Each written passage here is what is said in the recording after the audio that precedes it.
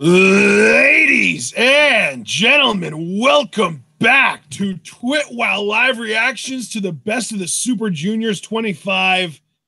Guys, it's been a lot of fun, and we're a little, it's a day later than we originally planned, but that's because New Japan World has only been uploading shows at 11 p.m. Eastern time the day that they happen. So probably also means we're going to have to move our next couple recordings back a day, which means that our next Best of Super Juniors coverage for days 9 and 10 will be on Thursday afternoon instead of Wednesday afternoon. I'll be sure to update the schedule with that. But for now, we are here. We do have days 7 and 8 ready to go on New Japan World.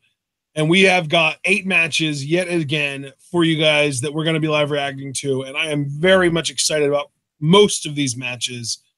John, I'm sure you've got the video pulled up so you can see the description. Tell me what you think about the card today. Oh, brother, I think this card, I mean, when you look at both the A block and the B block, which we've been, big fans of, have just been absolutely stellar. I mean, we've got in our opener alone, Tiger Mask, who's currently undefeated at 3-0, total of 6 points, because you have him in brackets here in the description to help everybody follow along. And you've got Flip Gordon, who is at 2-1. Yeah. Can he knock off the streak of Tiger Mask? That remains to be seen. ACH versus Yo sounds like a lot of fun. Ishimori versus Kanemaru, it's all right. I expect Ishimori to go over. Still can't believe his undefeated streak ended thanks to Flip Gordon, which was a huge win for him. And then probably the biggest match for Bushi in the tournament, he's going against Ospreay. And Bushi's had a really tough time. Hasn't won a single match. I mean, he might as well be mathematically eliminated. I mean, that's heavily contingent both on his own performance and Tiger Mask. Tiger Mask, I could see getting past Flip Gordon, but Ospreay, ooh, Bushi, I do not envy you. And then you go to the B block. You got my man Scurll, who's currently 1-2, but I mean, the latest match he had was a win against Chris Sabin. So I feel like Scurll's on the up and up, especially with that inverted brainbuster, the Black Plague, which I fucking love, against El Desperado. Sabin versus Dragon Lee should be sensational. That's the match I'm definitely most looking forward to out of this slate. Absolutely, dude. That's going to be a fucking barn burner for the day. Kushida versus Sho. I'm not sleeping on it. I was gonna say, I'm gonna be honest, man. I think that match is probably gonna be my favorite Kushida match that we get all tournament. Yeah, because with Kushida relentlessly working over the arm, but Sho still like relying on that power game, it's going to be a very interesting story told. And then not only that, but I'm not like overly invested in Sho like I would be with like Hiromu or Marty or Dragon Lee or Sabin. So I'm not going to be like relentlessly just hating on Kushida the whole time like I would be if he was going against somebody that was really invested in. I'm still going to be rooting for Sho, but I'm not going to be like super angry and down and depressed when Kushida wins. Right, exactly. And you've got Takahashi versus Taguchi. Pretty meh main event, but you know something, though? Hiromu's got such personality, and Taguchi, like, all of his personality went to his ass. So I'll be curious, like, how those styles kind of blend together. But yeah, man, I am ready to do this if you are. Let's fucking own this shit today. Absolutely. I'm pretty excited to get into this as well, so let's do just that, guys. We do have our day 7 pulled up on New Japan World, on the New Japan World player. We have our timestamp set to 3 minutes and 5 seconds. And I'm going to, we're going to do the old 3, 2, 1 countdown, and then I'm going to say go. And we're all going to hit the play button at the same time so that we make sure that we're all synced up. John and I are going to try and remember to say when the bell rings if you want to try and resync up if you fall out of sync with us at any point. And John, I think you already said you were ready to do this, so let's get right into it. 3, 2, 1, go. And interestingly enough, we're actually starting this set of matches off with the match with the highest combined record in this entire slate. And then the bell just rang there a few moments ago, folks. And here's the lockup. How weird is that, though? Because really, these guys have a combined 5 wins. No other match has more than 4 combined wins. That is an excellent point, partner. It just shows you the dominance of Tiger Mask as well as the uptick of Flip Gordon. I think if Flip Gordon were to win here, maybe he'd really start getting back in the conversation for winning the block, especially because he's the man that put the 1, in the lost column of Ishimori's BOSJ experience. and Tiger Mask here, who to me has been the surprise of the tournament because I did not expect a man at this stage of his career, you know, in the twilight of his career, as far as I'm concerned, having the kind of record he's had at 3-0, potentially to go 4-0 today. That's the thing, dude. I'm really mostly looking forward to Tiger Mask's match here that we're currently watching and Dragon Lee's against Sabin, because one of those guys, if not both of them, could go to 4-0. And if it's just one, then they lead the pack of the whole tournament, regardless of block, which I think is huge.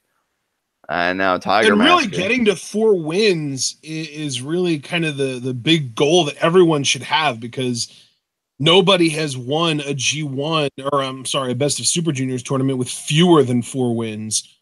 In the last few years, one of the 2 block winners has come out with those 4 wins.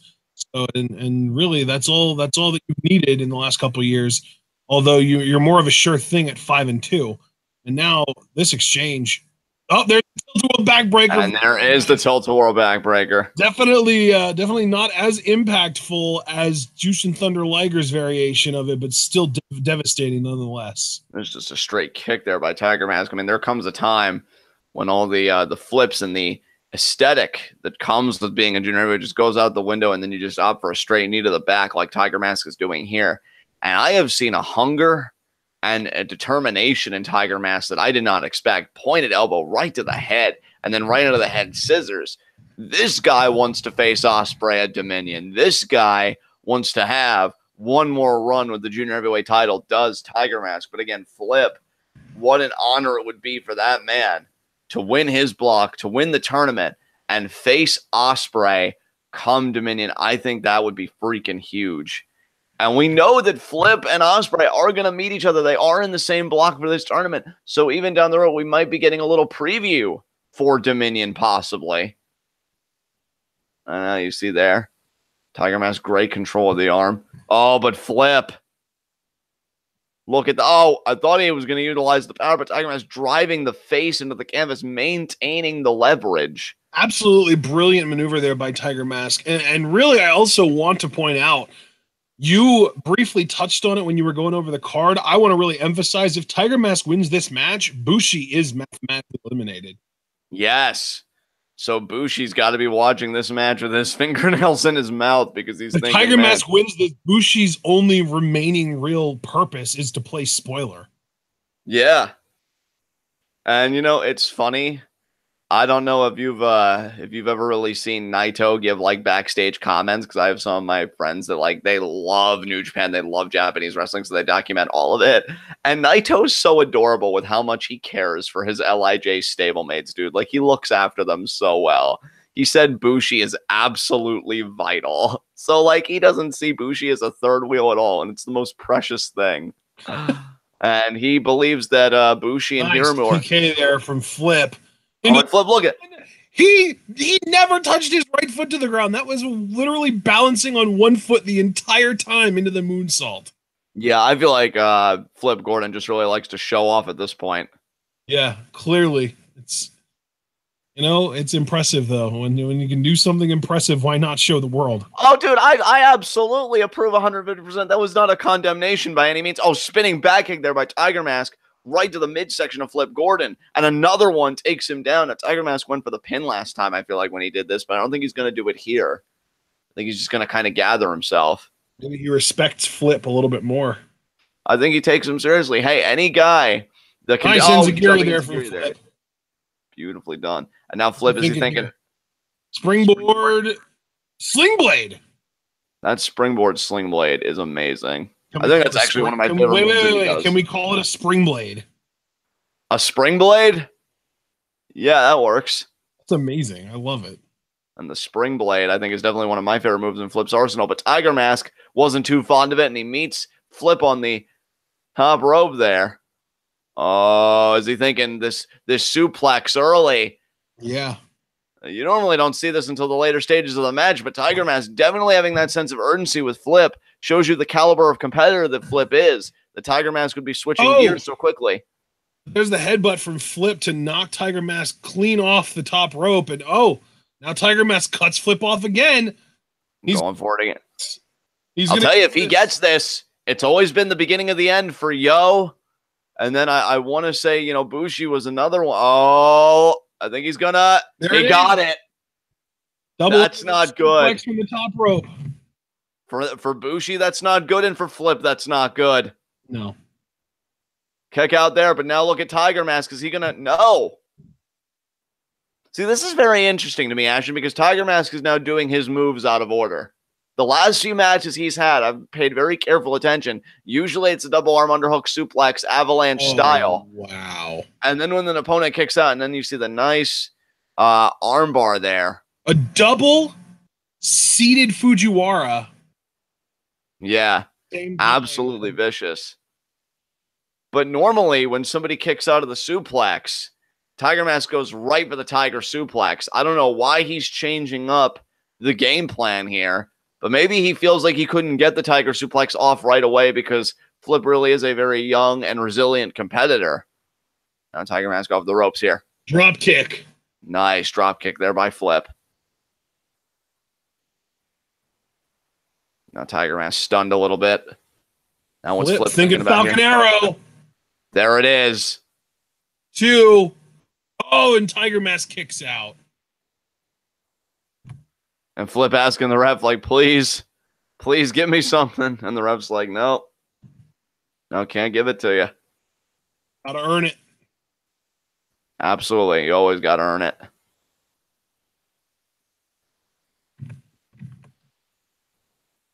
And now Tiger Mask recuperating. Flip trying to follow suit. Forearm. Oh, we're going to get an exchange of soup bones. Absolutely. That's how we do it. Back and forth these two go Flip here. got the better of Tiger Mask now. Off the rope Flip. Oh, but the spin kick from Tiger Mask to the midsection. That's the third one in this match. Super kick by Flip. Oh, man. Is he going to do that shin for? No. What's he going to go for here? Oh, God. Is he going to go for a Phoenix Splash or something? Who even knows with Flip? Flip has a massive variety of ridiculous high-flying moves. Tiger Mask, he seems like he has corkscrew moonsault is going to be my guess. And I was right, but he landed on his feet. Oh, but he had to check the knee, though. Oh, wait a minute. Oh, Samoan pop. He's going to do the shooting star now. And he got it. 1, 2. And Tiger Mask kicks out. And not only does he kick out, he goes for the arm. Did you see that? Yeah, I see that. It's almost like he's going for a Kimura here. And he's got it. He's got it. Wow. What the hell? Good on you, Tiger Mask. How bad does this man want to go to Dominion? Right, though? Shit. Oh, into the Fuji. Oh, into the cross. Oh, my God. Flip might have to tap here. This is not good. Those arms have been worked over. He's inching his body to the bottom rope. I keep feeling like when he puts his hand there, he's tapping out, but he's not. He's still in this. Flip and he gets his foot on the rope. Good for you, Flip. Man, this match has been a lot of fun. I'll tell you what, man. Tiger Mask, I don't know if he's secretly telling himself, like, this is my last BOSJ or what, but, like, Jesus Christ. Yeah. He's giving it his all. I think he's going for the double underhook powerbomb. There it is. And he got it. 1, 2. Oh, that was so close. That was so close, but now is Tiger Mask going to hit the Tiger suplex? I don't know. I don't even know if he's thinking about going for it yet. If I'm him, I would. That's won me, I think, my last 2 matches. Oh, belly-to-belly pile driver. Are you kidding me? Oh, my God. He actually hit it. And now he's not going for the cover right away. I don't think he's going to initiate a pin here. He's going to go for the diving headbutt. I don't know if that's wise. Man, it flips such a distance away. Damn wise. Oh, Flip got out of the way, though. What did I tell you? And now Tiger Mask and Flip at a default position here, in a neutral position, both on the canvas. And now, how is Flip going to respond? He needs to get back on the offensive. He could be the first loss on Tiger Mask's record. I feel like Tiger Mask's had an exemplary tournament thus far, and he certainly brought it so far in this match. I mean, look no further than the record, man. He's the only undefeated man in this block. Absolutely. Oh, the knee from Flip. Oh, that boy, Tiger Mask. Of the end right there. Yeah, Tiger Mask is in perfect position for the, I think Flip calls it the 4 flippy skull. Oh. Could be Tiger suplex. Flip trying to resist. He gets the leg behind Tiger Mask's. Tiger Mask recovered so quickly from that knee. And German. Angle German, but Flip lands on his feet. Super kick. Oh, and now Tiger Mask. He's definitely in position for something, but he's recovering again. Now we go. Flip has him up in a fireman's carry. Sets Tiger Mask up on the top rope. What was that called? Kinder kick, I think, or something like that. Yeah. Oh, it's gonna be the Shin 450. He got it. That might do it. 1, 2, 3, and they got it. Whew, Kinder surprise. That's what it is. The surprise, and the 450 is called the 4 flippy splash. Well, the 4 flippy splash does the damage. Wow. Flip Gordon and Tiger Mask both 3-1, and technically Bushi is still alive. Yeah, if Bushi beats Ospreay today, and that's which is a hell of a tall task. Yeah. Now you see Flip showing respect to Tiger Mask. Also, today might just be a day of upsets, man. I think that was technically considered an upset because, again, Flip did have a worse record than Tiger Mask. I think there's a possibility that Bushi upsets Ospreay, and that would be kind of crazy. We have an interesting situation in another match tonight. I believe we've got Ishimori versus Kanemaru, and Kanemaru is like 10-1 against Ishimori or something crazy like that. Yeah, I'm reading Metz's comments about their time together in Noah. I'm not even talking about Metz's comments. I'm talking about like one-on-one matches. I'm pretty sure Kanemaru is like 9-1 or 10-1 or something crazy like that against Ishimori in their Noah days. Damn. That's crazy to think about. And when you think about the whole tournament landscape, Dragon Lee now stands alone with an undefeated record. Yeah. But can he get 4-0 today? Sabin is going to prove to be one hell of a roadblock to that goal, but that isn't until we get to day 8. We obviously still are on the A block. Flip Gordon is on the rise. I think everybody should really start paying attention to him now. This is really something. And now we've got ACH versus Yo. And they both currently have 2 points. And so we'll have to see which one's going to edge the other one out and come ahead. Who you got in that one, partner? ACH or Yo? I got to go with ACH, man. He's been absolutely brutal this tournament, and I think he's going to... I don't even know. It's kind of a strange thing, but I think New Japan might be kind of trying to build Yo as almost like a Honma for the juniors, where he's just not good in these big tournaments. And he only has 1 win in like 10 matches now or something like that. Right. And I'll tell you what, though, I'm only going to partially disagree with you. I can see where you're coming from, like about the booking and stuff like that. But I actually think that Yo is going to win this one. I don't know. I think ACH, the story with him is that he's so beat up. You know what I mean? That like it's really going to start to catch up to him. Yeah. So I'm thinking that they're going to do that. And because Yo is the fresher guy, despite going to war with Ospreay when we're recovering day 5, I think he's going to get the win. So should be very interesting to see. Yeah, I just looked on Pro Fight DB, and Kanemaru is 10-1 against Ishimori in his career. Damn. In singles matches. That's crazy to think about. Yeah, so Kanemaru has Ishimori's number in the same way that Desperado has Hiromu's number.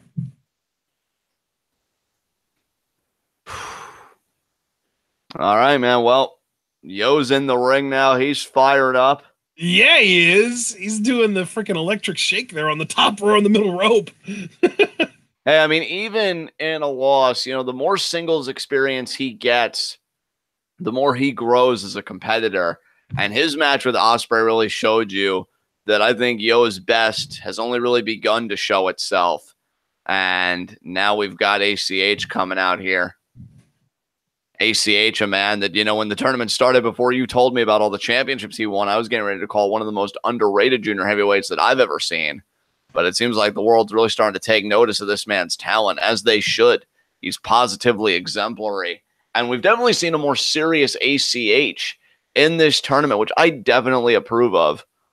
Yeah, I love ACH pretty much regardless of how he acts, because, you know, like the cartoon character anime fan Goofy ACH is also really exciting, but this ACH is something totally different, and I love him just as much, if not more. Absolutely. And both these guys have the same desire. And, you know, especially Yo, imagine how Yo's feeling, because he's had his match with Will, as has ACH. You know, they both got a taste of it. And you know that even in defeat, when you face an opponent of that caliber as Will Ospreay is, you just want to do it again. And you want to do it on a bigger stage and for all the marbles. And that's what the Best of Super Juniors 25 represents. You win this, you punch your ticket to Dominion for the Junior Heavyweight Championship match. And I'm going to say it as a, you know, longtime New Japan fan, ever since we've started actively covering it here on the channel. I feel like Ospreay's reign, you know, not since Hiromu, has made the Junior Heavyweight division, if not the second most prestigious, certainly the most exciting division for my money, you know, right behind the heavyweight division. And who's going to, you know, stop the unstoppable reign of Kazuchika Okada, you know, on that front. But I think Ospreay's been doing amazing things. And I think whatever the Dominion match is, I mean, that could be the show stealer of the whole card for my money. So now, Yo wanting to show respect to ACH there. ACH reciprocating. Notice though, we already know what the Dominion match for Okada's title is going to be, though, and it's going to be hard to steal the show from that. It certainly is, but if anybody can do it, it's Ospreay and a quality dance partner, which this tournament is the whole purpose, is determining that dance partner for Ospreay. We got the lockup here. ACH already in control. Oh, time for the first chop of the match. Oh, but he missed. Yo got out of the way. There's the kick to the midsection. Oh, wrist lock here from Yo. Keeping it to the fundamentals, and you see that that's the wrist lock on a bandaged shoulder for ACH. I was going to say, yeah, notice that he's cranking the arm that ACH has bandaged up. I mean, when you're wearing that many bullseyes, you can't blame a person for exploiting them. Yeah. Oh, and arm drag there again. Misses the drop kick. ACH misses the double stomp. Yo with the roll-up attempt. ACH rolls through. Yo misses a super kick. ACH misses a back elbow. Standoff. You know what I like about ACH? He doesn't really seem to have any psychological wear from his loss to Kanemaru on day 5. You know, I thought that maybe he'd get in his head a little bit. Maybe he'd think, you know, that these injuries are catching up to me. You know, he lost to Kanemaru. He, you know, lost to Ospreay. And, you know, both these guys currently 1 and 2. One of these guys are going to break 500. Nice kick there by Yo.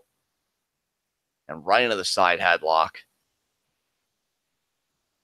Wow, yeah, man, that first match, both those guys closing that match out at 3-1 is kind of crazy when you consider that neither one of these guys even has a chance to hit 3-1 today. Exactly. That's some rarefied air that Flip Gordon and Tiger Mask are breathing. Yeah, 3-1 is not an easy record to achieve. And here's the interesting thing, too. You've got those two guys at 3-1. Out of the 6, I guess I should say out of the 14 other competitors in this tournament, there are literally only 5 other guys that could potentially hit 3-1 today. And obviously, Dragon Lee could hit 4-0. Right. And Dragon Lee, man, if he hits record 4-0, is a pristine one for sure. Yeah, if Dragon Lee hits 4-0, that is just the gravity of that. And the chop there to Yo. Yo clutching his chest. And ACH isn't going to make it easy for Yo. I mean, again, they're both in that same space. And another chop. Oh my God.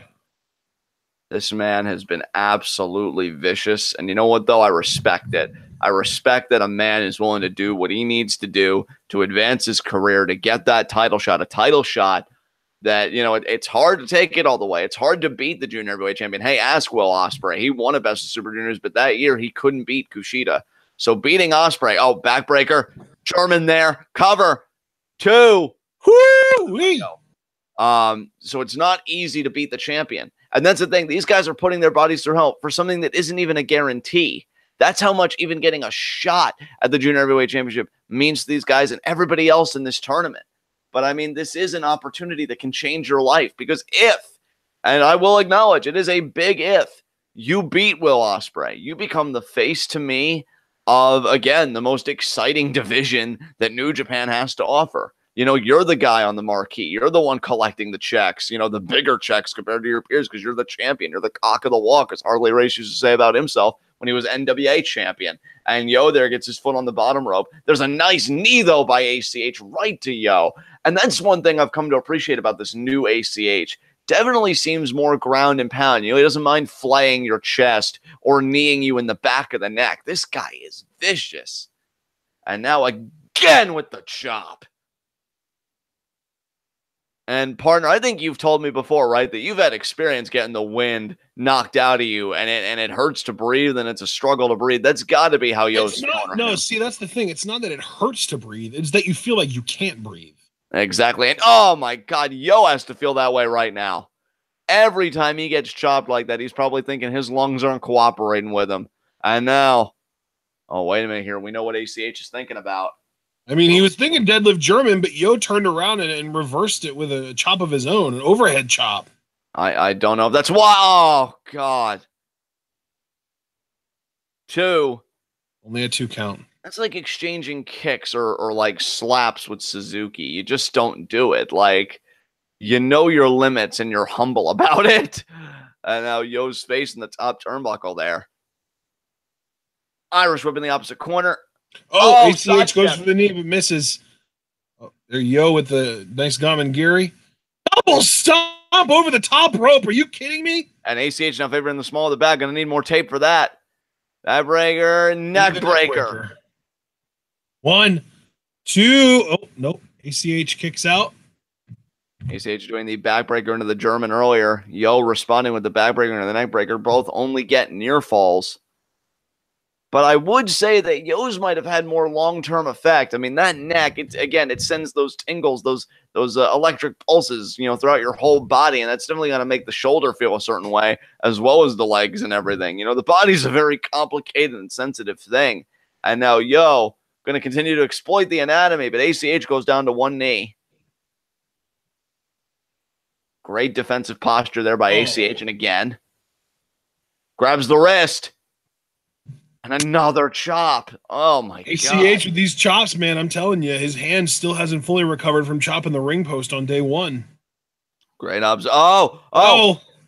Very agile Yo is. Now Yo slides underneath ACH, drop kicks him into the ropes. Jumps over into the super kick onto ACH. And now how is Yo going to respond here? You see he kind of falls a bit.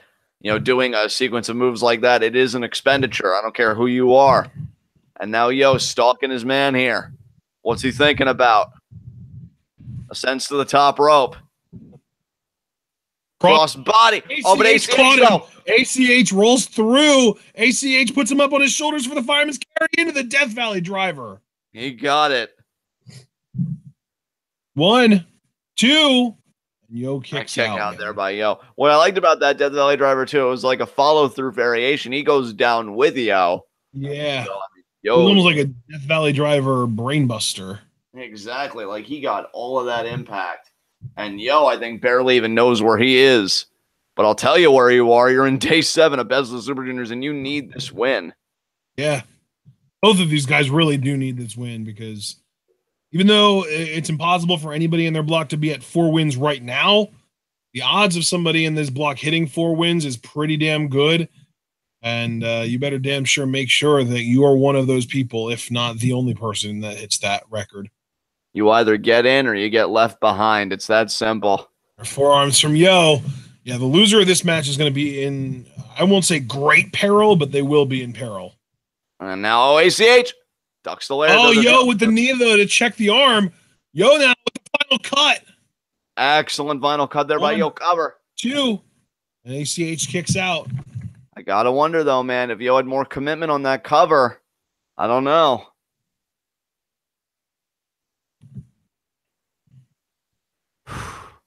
And now Yo measuring ACH here.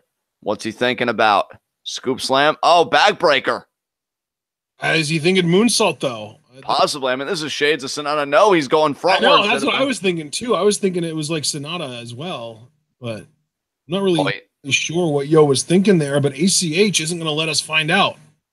ACH, look at that. The veteran hooking the leg there. Bought himself some time. Oh, ACH went for the backflip Pele, but Yo moved out of the way, and ACH landed flat on his chest. You know what? I smile knowing that Yo's a guy that does his homework. He was the first guy in this tournament to have it scouted. That's impressive. And, the knee. ACH does some homework too when he got his knees up. I'll tell you what, man. If Yo had hit that, I'd have called my shot, and I would have said Yo would have won this match. But ACH keeps himself in it. He sacrifices a knee because notice both of them, the back of the knees are taped. So getting any kind of pressure of a human body, that's got to hurt like hell. And ACH literally slinking on the canvas to Yo. He's going to pick the leg here. What is ACH thinking Yo by the foot to put him in position. Turning him over now. Maybe Phoenix. ACH just looking at that turnbuckle, almost becoming mesmerized by the top rope. I think he is taking way too long here, though. And I think it's because of that shoulder. He's trying to fire himself up. ACH now. What are you thinking about doing here, ACH? Oh, he's ripping the shoulder. Oh, my God. He just tore the shoulder tape off, but he's taking way too goddamn long. Yeah. Yeah. Covered already. Yeah, Yo meets him there. It was an... Oh, wait. Look at Yo. Is he going to backdrop him? No, he's not going to backdrop him. He might superplex him, and he does. And he keeps it transitions. He's not done. He's got him Falcon Arrow. Shades of Seth Rollins. 1, 2. And ACH kicks out. And yeah, that is a Seth Rollins combo. That's funny. Well, I mean, you figure, Seth Rollins influenced by Japan, and now Japan influenced by Seth Rollins. I think that's really cool. That's the beauty of wrestling, man.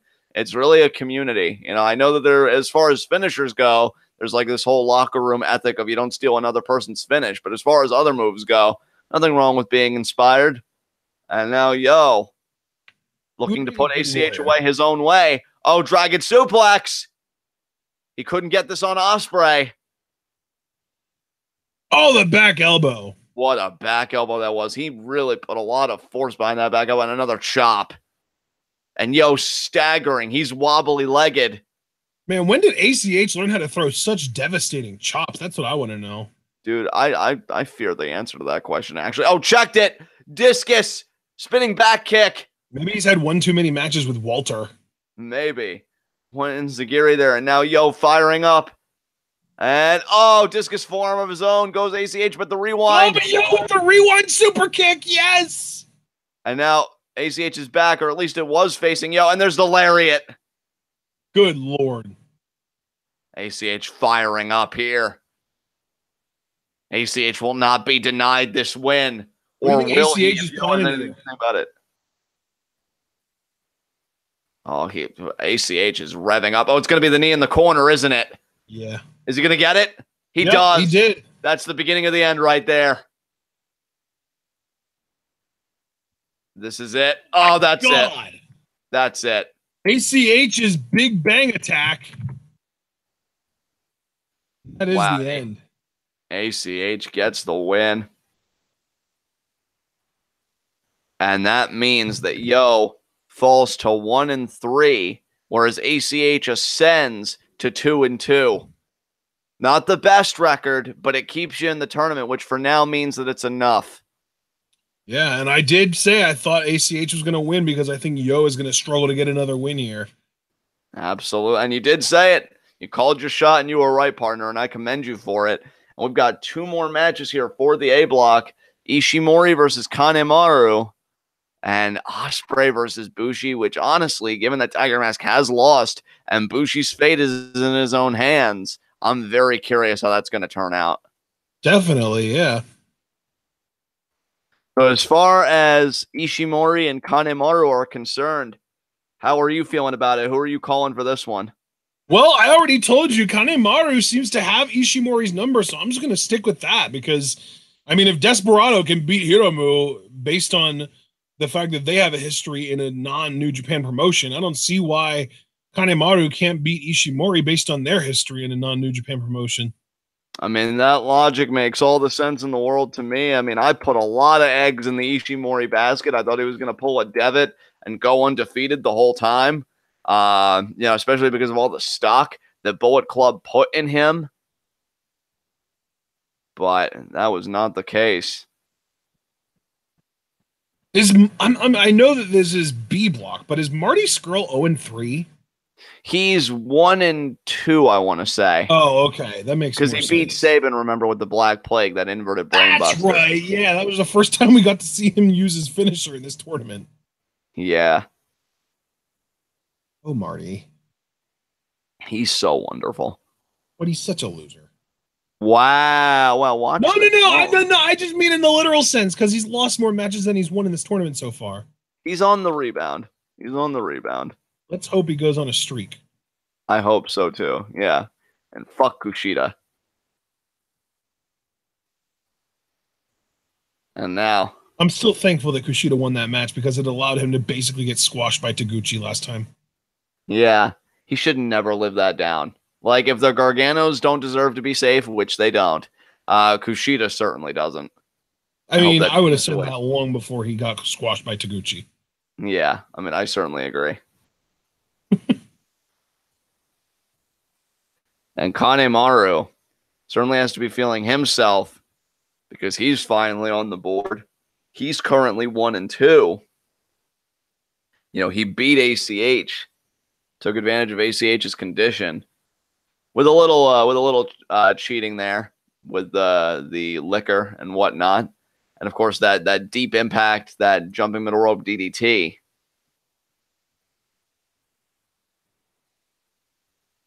Kanemaru looking to get to 500, which is where ACH finds himself currently after that win over Yo. Yeah. Yeah, Yo. Yeah. Yo won 1-3 though. That's a very unfortunate record, and he's gonna have to be watching out for our boy Tiger Mask and Flip Gordon as well, because if either of those guys goes to 4-1, that would I believe that would mathematically eliminate Yo. Or no, it would require for Yo to lose to one of them as well, unless he has already. Well, I mean, Yo's already lost to Tiger Mask. So if Tiger, he's got to keep his eye on Tiger Mask then, because if Tiger Mask wins another match, it will mathematically eliminate Yo. And now we are waiting for the arrival here of Ishimori. Very shocked to learn of the history that these two have. Yeah, storied history. But I would argue that Kanemaru isn't facing the same Ishimori. This is a Bullet Club endorsed Ishimori. This is Bone Soldier. That's true, but look at how he's walking, man. He's just being so ginger with his steps. He is not feeling very well. Yeah, I've noticed that pretty much all tournament. And I'm like, bro, you all right? But then he gets in the ring, right? And he moves like, yeah, I'm fine. I choose to walk like this. And to which I reply, why? Fair question to ask. And Ishimori currently at 2-1. Would love to I go just to love 3-1. the way you said that, to which I reply, why? Yeah. Kanemaru, of course, at 1-2. So these guys have inverted records. The crazy thing is, though, if Kanemaru wins, the inversion becomes equivalence. What? Well, no, because I'm saying Ishimori's at 2-1, Kanemaru's at 1-2. But if Kanemaru wins, they're both at 2-2. Oh, yeah, that's true. Yeah, exactly. So now Ishimori on the attack here, knee to the midsection. Of course, if Ishimori wins, then he goes to 3-1, and Kanemaru goes to 1-3. Oh, slides through. Look at the evasiveness. Oh, the shoulder check. See the senton. Ishimori, yep, seated sent. See, you've done your homework. Hey, I mean, you know you're a fan of a person when you've only seen a few matches and you're like, okay, I've got these stratagems pretty much memorized, this repertoire in my mind here. And Ishimori, man, got something to prove.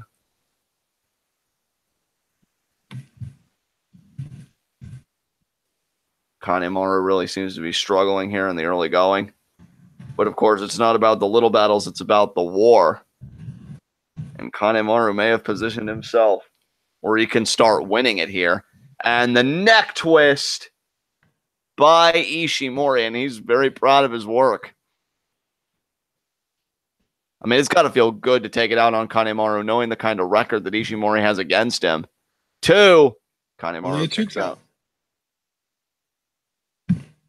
And we know that Ishimori, his finishing move, we know Kanemaru has the deep impact, but Ishimori has the bloody cross, which I quite like.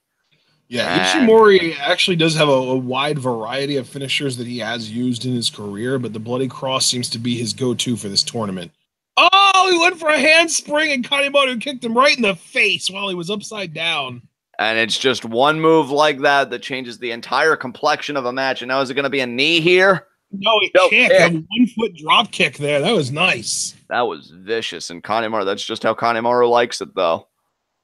And now Kanemaru in control. And they're in dangerous terrain on the outside, which I feel like Kanemaru is far more comfortable than Ishimori is.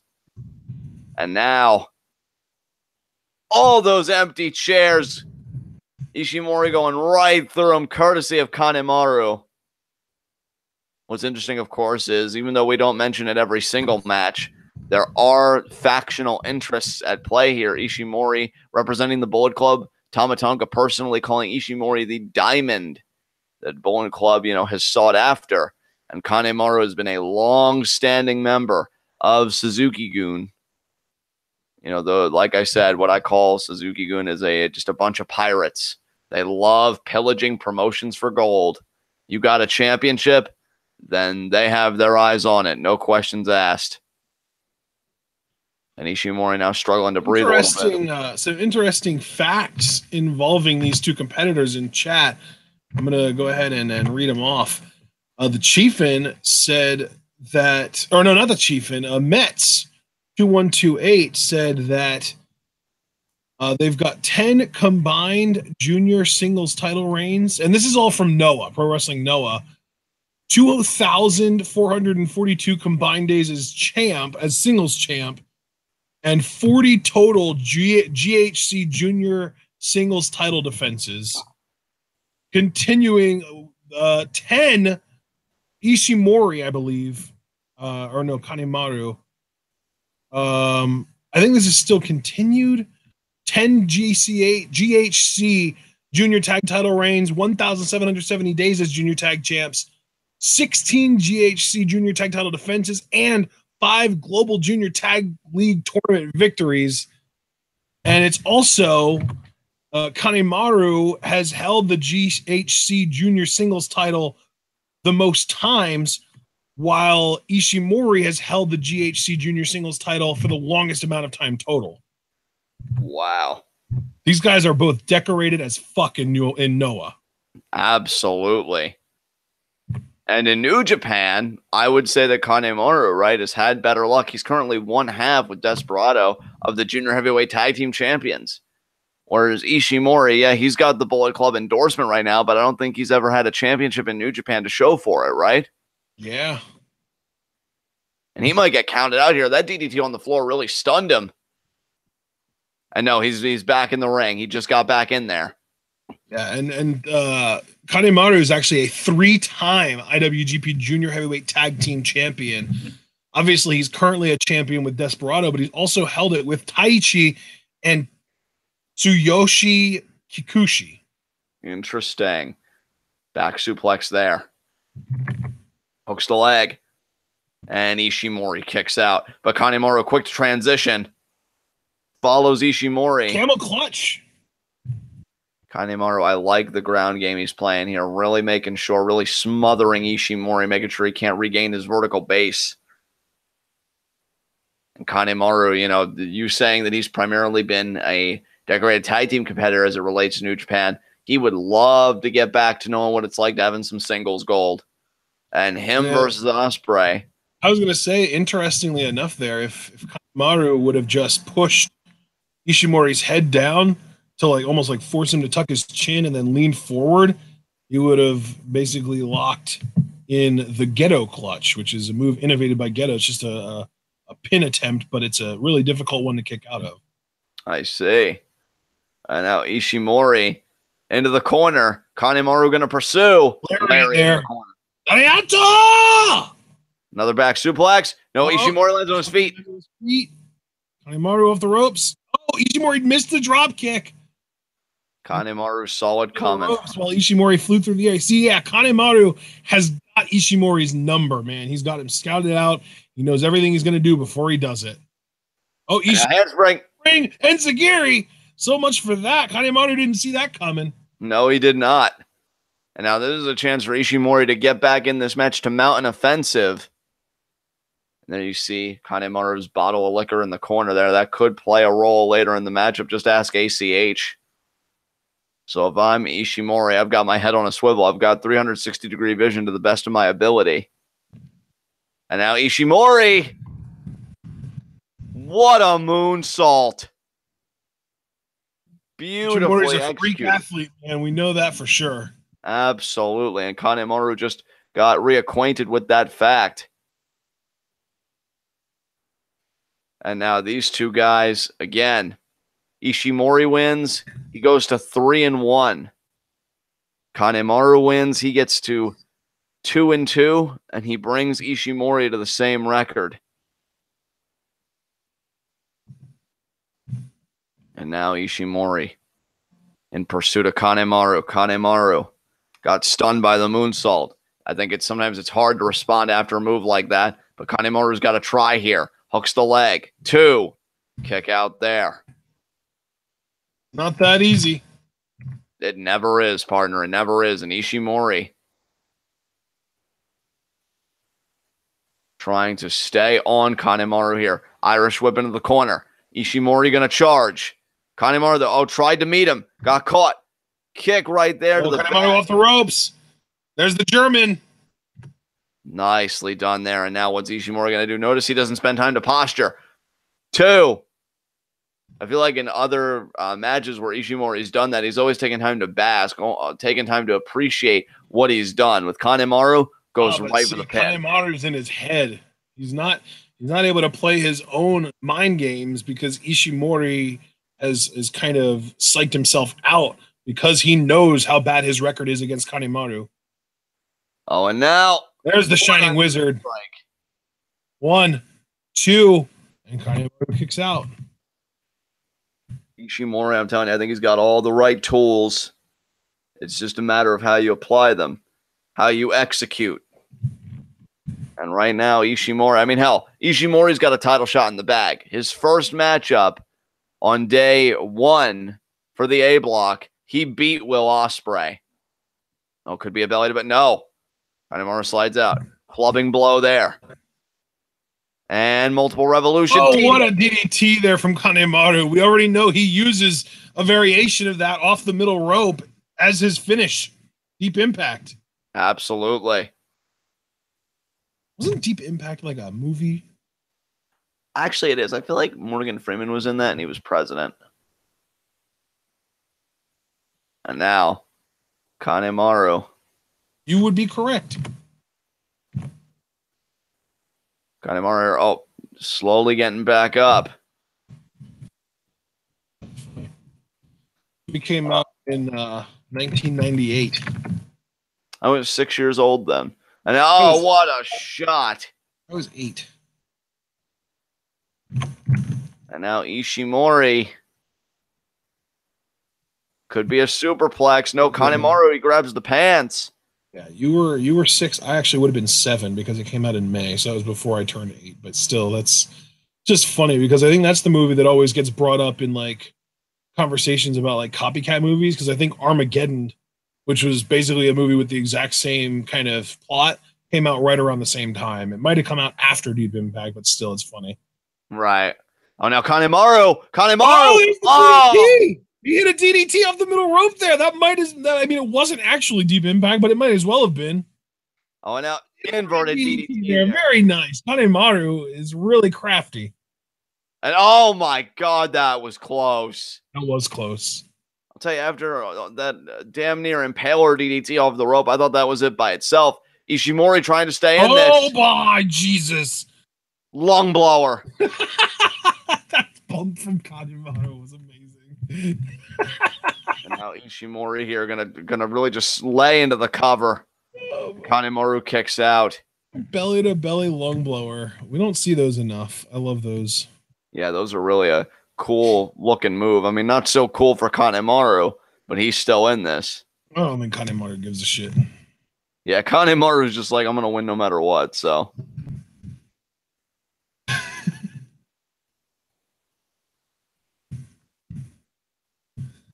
Oh, and I'm being corrected. Ishimori had the longest individual reign as GHC Junior Champ. Kanemaru has held the title for the longest total time combined. Ah, well, there you go. It's not most reigns; it's longest single reign. Oh, there's the Enziguri from Kanemaru. Oh, he's got Ishimori up. No, he doesn't. Ishimori drags him down. Oh, the omoplata crossface. You know he likes to transition this into the label lock. And now I've seen him do that quite a few times before. Kanemaru here. I love the referee trying to ask people like what they're doing. Do you want to tap? And he does both of his hands like he's playing bongos or some shit. Yeah. And Kanemaru. If I'm Ishimori, I'm thinking about transition here. Him back into the middle of the ring. Oh, that is the label lock. I didn't. Oh no, it isn't. Never mind. Yeah, on the wiki, why I called it the way I did, they have it listed as an omoplata crossface. Yeah, that's what it is. That is what it is. It's only he does occasionally. I've seen him transition this into a label lock before, but I guess he's content just keeping it this way right now. And he is making Kanemaru suffer, even if he doesn't tap. It is such an expenditure to stay conscious, to move your body while in a hold like this. And he does get his foot on the rope. Ishimori has to let go and leave. I'm sure Ishimori would have loved the submission win. Wouldn't have done a damn thing for his point total, because it's either you win and you get 2, or you draw and you get 1, or you lose and you get nothing. Another interesting point about this match is that it is also Bullet Club versus Suzuki-gun. Absolutely. I mentioned that earlier in the bout, that Ishimori's been anointed as the diamond by Tama Tonga, but yet Kanemaru's been a long-standing member of Suzuki-gun. Here we go. Oh. What a lariat. I thought having gotten rid of the ref, I thought Kanemaru was going to go for like a low blow pretty much immediately. You and me both, but that isn't what happened. Maybe for Ishimori's benefit, because he only had to eat a lariat for it. But Kanemaru, you see what he's interested in. I even said earlier, that drink in the corner, he used it to impair ACH's vision, which allowed Kanemaru to hit deep impact. Yep. Now he's looking to do the same thing here to his longtime rival, Ishimori. Ishimori now up to one knee. Now up to both. And now, he got it. Oh, there it is. The spit. Brainbuster. That's going to do it. 1, 2. No, it's not. No, it's not. And Kanemaru is pissed. Kanemaru wanted him and Ishimori to have the same record at 500. Now Kanemaru's thinking deep impact. Oh, if he gets it here. Ishimori wants to join Tiger. The middle rope, John. He's all the way up top. Oh. Ishimori. Damn, Ishimori's staying in this. What a counter. And if I'm Ishimori, I pick Kanemaru up and I see if I can hit Bloody Cross. Ishimori has got to get to 3 and 1. Right now, Ishimori is probably more worried about being able to see. I think he can see. I think he sees everything clearly. He sees what he has to do to win. But no, Kanemaru with a small package. 2, 3. Kanemaru wins. Oh my God, that is. He's got his number, man. I'm telling you, 10 and 1 now, 11 and 1. Kanemaru has just dragged Ishimori down with him. Like I said, inversion becomes equivalence. They are now both 2 and 2.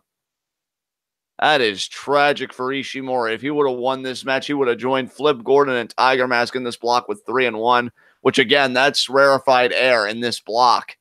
And Kanemaru has taken that opportunity from Ishimori. You can't blame him for it. It's every man for himself in this tournament. It's round robin. Only one person gets the Dominion title shot. But I've grown a certain affection for Ishimori, and it hurts to see that. You know what, though? This match also made the block a whole hell of a lot closer, because if Ishimori would have won, Kanemaru would have been one Tiger Mask win, I believe, away from being mathematically eliminated in this tournament. So, yeah, I mean, there you go. So now, because Kanemaru won, we've got 2 guys at 3-1, 2 guys at 2-2. I'm trying to remember who. I know Yo is only 1-3, but ACH is now 2-2 as well. So we've got a hell of a grouping going on. Yo on the brink. We already know Bushi's on the brink though. And yeah, the next match we've got Bushi going against Ospreay to see if Bushi can keep himself alive or if Ospreay will continue his dominance. He's currently 2-1, looking to go 3-1. Is this the end of the road for Bushi? Only time will tell.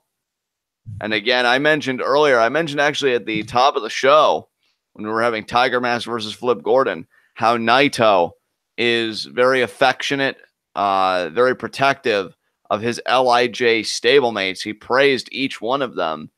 And he said, quote, Bushi is absolutely vital. In fact, he credits both Hiromu and Bushi in their respective blocks for firing up the rest of the juniors and livening up this tournament. So Naito believes in Bushi. I love Naito so much. Yeah, he's fucking adorable. He's wonderful. But, you know, he believes in Bushi. The question is, Ashton, I would say that you're more objective than Naito. Should we believe in Bushi? Or do you think that Ospreay is going to dash his dreams here?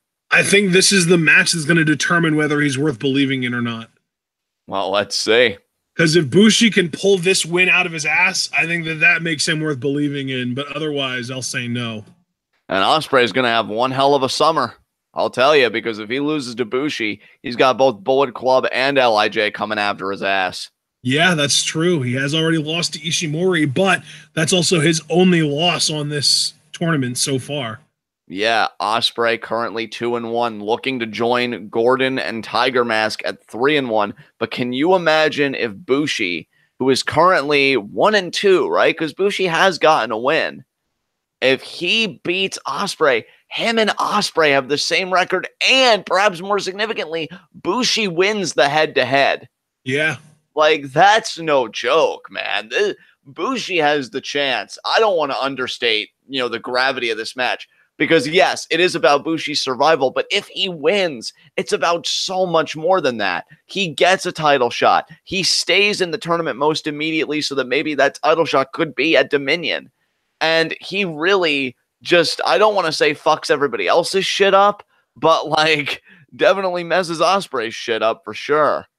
And now, I mean, knowing how close LIJ are, I mean, the way Naito spoke about him, you would have thought that they were his family. And that might as well be it, that they're a family.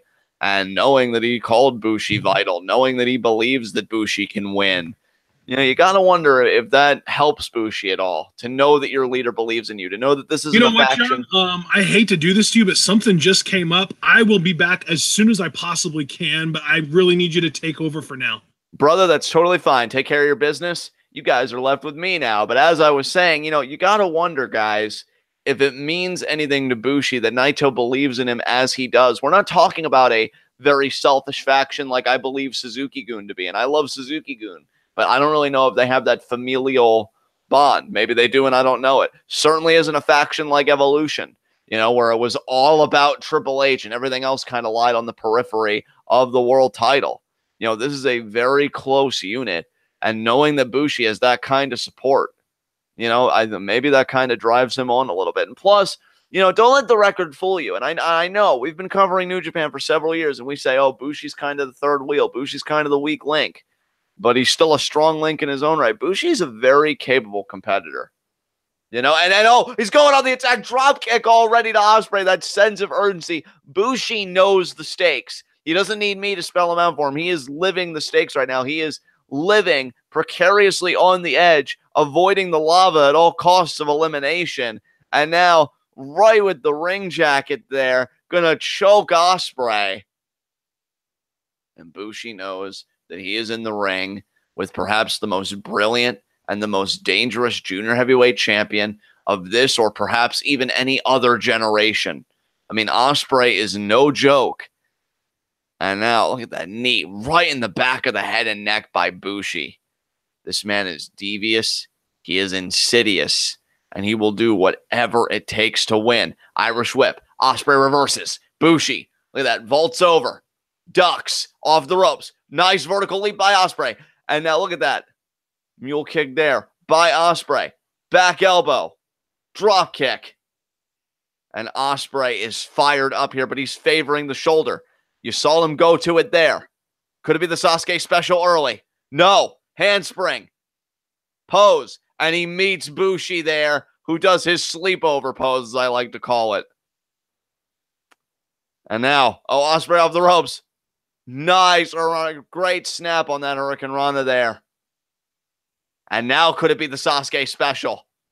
Seems to be taking a little bit of time. No, it's not. And Bushi caught him in the head with the kick.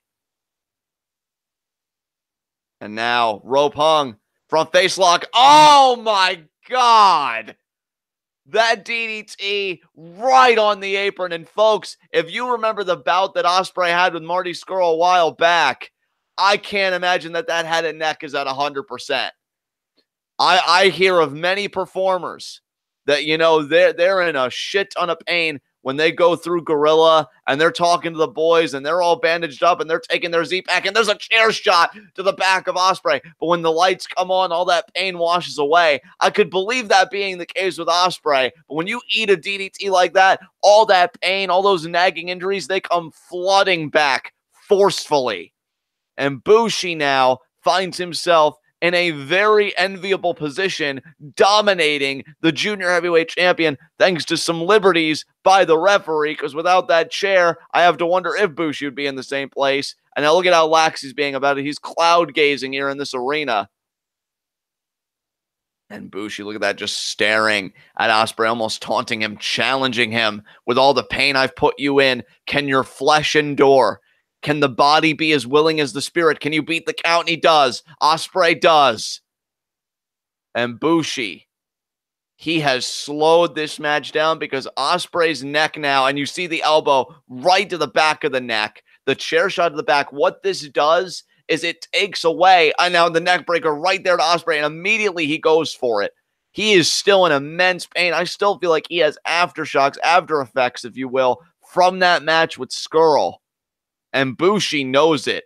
And now look at this head scissors here. What this is doing, folks, is it's taking away Ospreay's greatest weapon in his arsenal. I ain't talking about the Robinson special. I'm not even talking about the Stormbreaker. I'm talking about Ospreay's ability to pace a match to his liking. Bushi has forcefully taken that ability away from Ospreay. And Ospreay now trying to move his whole weight, and he gets the foot on the rope. And Bushi is not going to relent here. And now Ospreay recovers. Ospreay now checking the shoulder, checking the neck. But Bushi definitely loving his handiwork here. Now just kicks Ospreay there. And another kick, taunting him. Bushi knows he won't show it, but he knows how important this match is to him. Ospreay responds with a chop of his own. Another overhand chop there by Bushi. Forearm by Ospreay. Oh, now the eye gouge there. Snapmare takeover. Drop kick. Again, focusing on the shoulder and neck area. 2. This is an absolutely brilliant plan by Bushi. This is a man that has created a blueprint for himself to not only stay in this tournament, but to get a guaranteed junior heavyweight title shot. And now here's the STF. I'll tell you, Bushi really leaning into it, really cranking on it here. Ospreay clutching the fist. He doesn't want to give it up. He wants to stay in this thing. And now the gouge. Gouging those eyes there, my God. And Bushi saying, no, you're not going to get to the ropes. You are going to tap. And Ospreay, you see the face. The pain he's in tells a better story than my words ever could. And again, gouging there and fish hooking. But Ospreay gets to the ropes. I am back, my friend. Welcome back, partner. I tried to hold down the fort as best I could for these guys. And you know what? From the distance, I could hear you, and it sounded like you were doing amazing. So great job. And I'll tell you what, brother, you know who else has been doing amazing is Bushi. I think you heard my call about the DDT on the apron. I heard your call about Bushi being able to basically ground Ospreay, yeah. I mean, let me ask you, partner, because I don't know if you heard me or not. I said after the DDT on the apron that Bushi was exploiting the after effects of Ospreay's match with Scurll that I don't think he's fully recovered from. Do you agree? We're talking about the match that he had with Scurll on Wrestling Dontaku, right? Yeah, where he landed on his head with the Spanish fly. Yeah, I mean, that's entirely possible. That's not necessarily an injury that you're going to recover from quickly. 2, And again, Ospreay kicks out.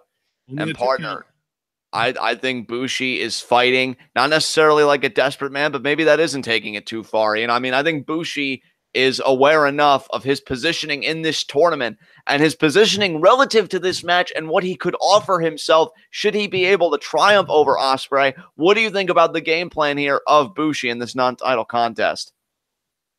Oh, man, I'm looking right now, and Bushi is this like a chin lock, right? Yeah, it was a rear chin lock that Bushi's working here. Ospreay back to vertical. The side elbows. Side elbows, yeah, of course. I almost called him back elbows again. Clubbing blow. Yeah, Bushi definitely has that sense of urgency. He knows exactly what position he's in. And now. Oh, misses the Ospreay springboard into the enziguri. We saw that from Ishimori earlier against Kanemaru. Bought him a little bit of time, which is exactly what Ospreay needs, is time. And I think he just gave himself enough. Ospreay needs right now are time and space. Damn. Would you not agree? Yeah, I mean, I would agree. I mean, Ospreay, he is absolutely an astounding performer. And I don't think that descriptor is hyperbolic in the least. I know Bushi called the kick, but enziguri. Ospreay in the middle, over the top tiger feint kick. It amazes me that he can get it that high. And now Ospreay still in pain, springboard drop kick? No, forearm, okay. That was more like a lariat to me, partner. I feel like he got his arm more stretched out. So much air on that, it's crazy. I'm concerned about Will, though, that with every kick out that Bushi makes, with every offensive maneuver that Ospreay executes, he goes for the shoulder and the neck. It cannot be feeling good again, especially after that DDT on the apron that Bushi got early on in the match. But Will, though, he's going to say, fuck that. I'm going to fight. I'm going to fight to get to 3-1. And now... Oh, Bushi lands on his feet. Wow, Bushi. Slides out with the up kick. I don't even know what to call that. Yeah, that's double feet to the fan. Drop kick. Missile drop kick into the... I legitimately forgot what it was called. Windmill. The windmill. And now Bushi pointing at Ospreay. Bushi. Knees. Double knees.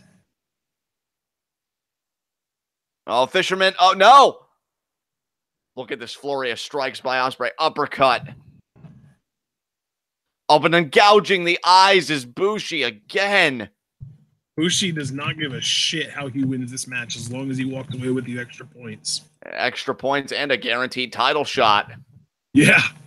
Can you imagine the party that it's going to be in the LIJ locker room for Bushi if he's able to secure himself such a prize? And now, is it going to be the Sasuke special? I tried calling it twice before. Yes, it is. And you are correct this time. Third time's the charm. But again, Ospreay favoring the neck. The neck, and it almost seems like the neck and upper back, too. Partner, I told you about the one time that I kinked my neck. It's the worst. It is. I told you I wanted to die. I told you I was the most miserable prick that I could ever remember being. And I can only imagine what Will Ospreay is feeling like right now. This has got to be, I mean, beyond unenviable. I wish that I could say that I've only ever kinked my neck one time. Yeah. Oh my God. That's like a few times a year for me. I'm sorry, partner. Yeah, you just can't rotate your head past a certain point without being in intense pain. It's miserable. No, you cannot. I'd say that happens to me 2 or 3 times a year. Although let's say it hasn't happened to me in a while. Good. Let's keep it that way. And now, almost there, like he was going for a lightning spiral on the outside, but Ospreay with some power. The suplex onto the apron. Ospreay, wow. That was a deadlift vertical suplex onto the apron. Ospreay, you freak. Yeah, he really is. And I'll tell you what, though, Ospreay still, I hate to keep going back to it, partner, but it's important. He keeps going back to that neck. And I have Ospreay. to wonder. More like Will Godspray. And now Bushi back in the ring. Ospreay trying to fight through the pain here. He has to fight through the pain if he wants to join Tiger Mask and Flip Gordon at 3-1.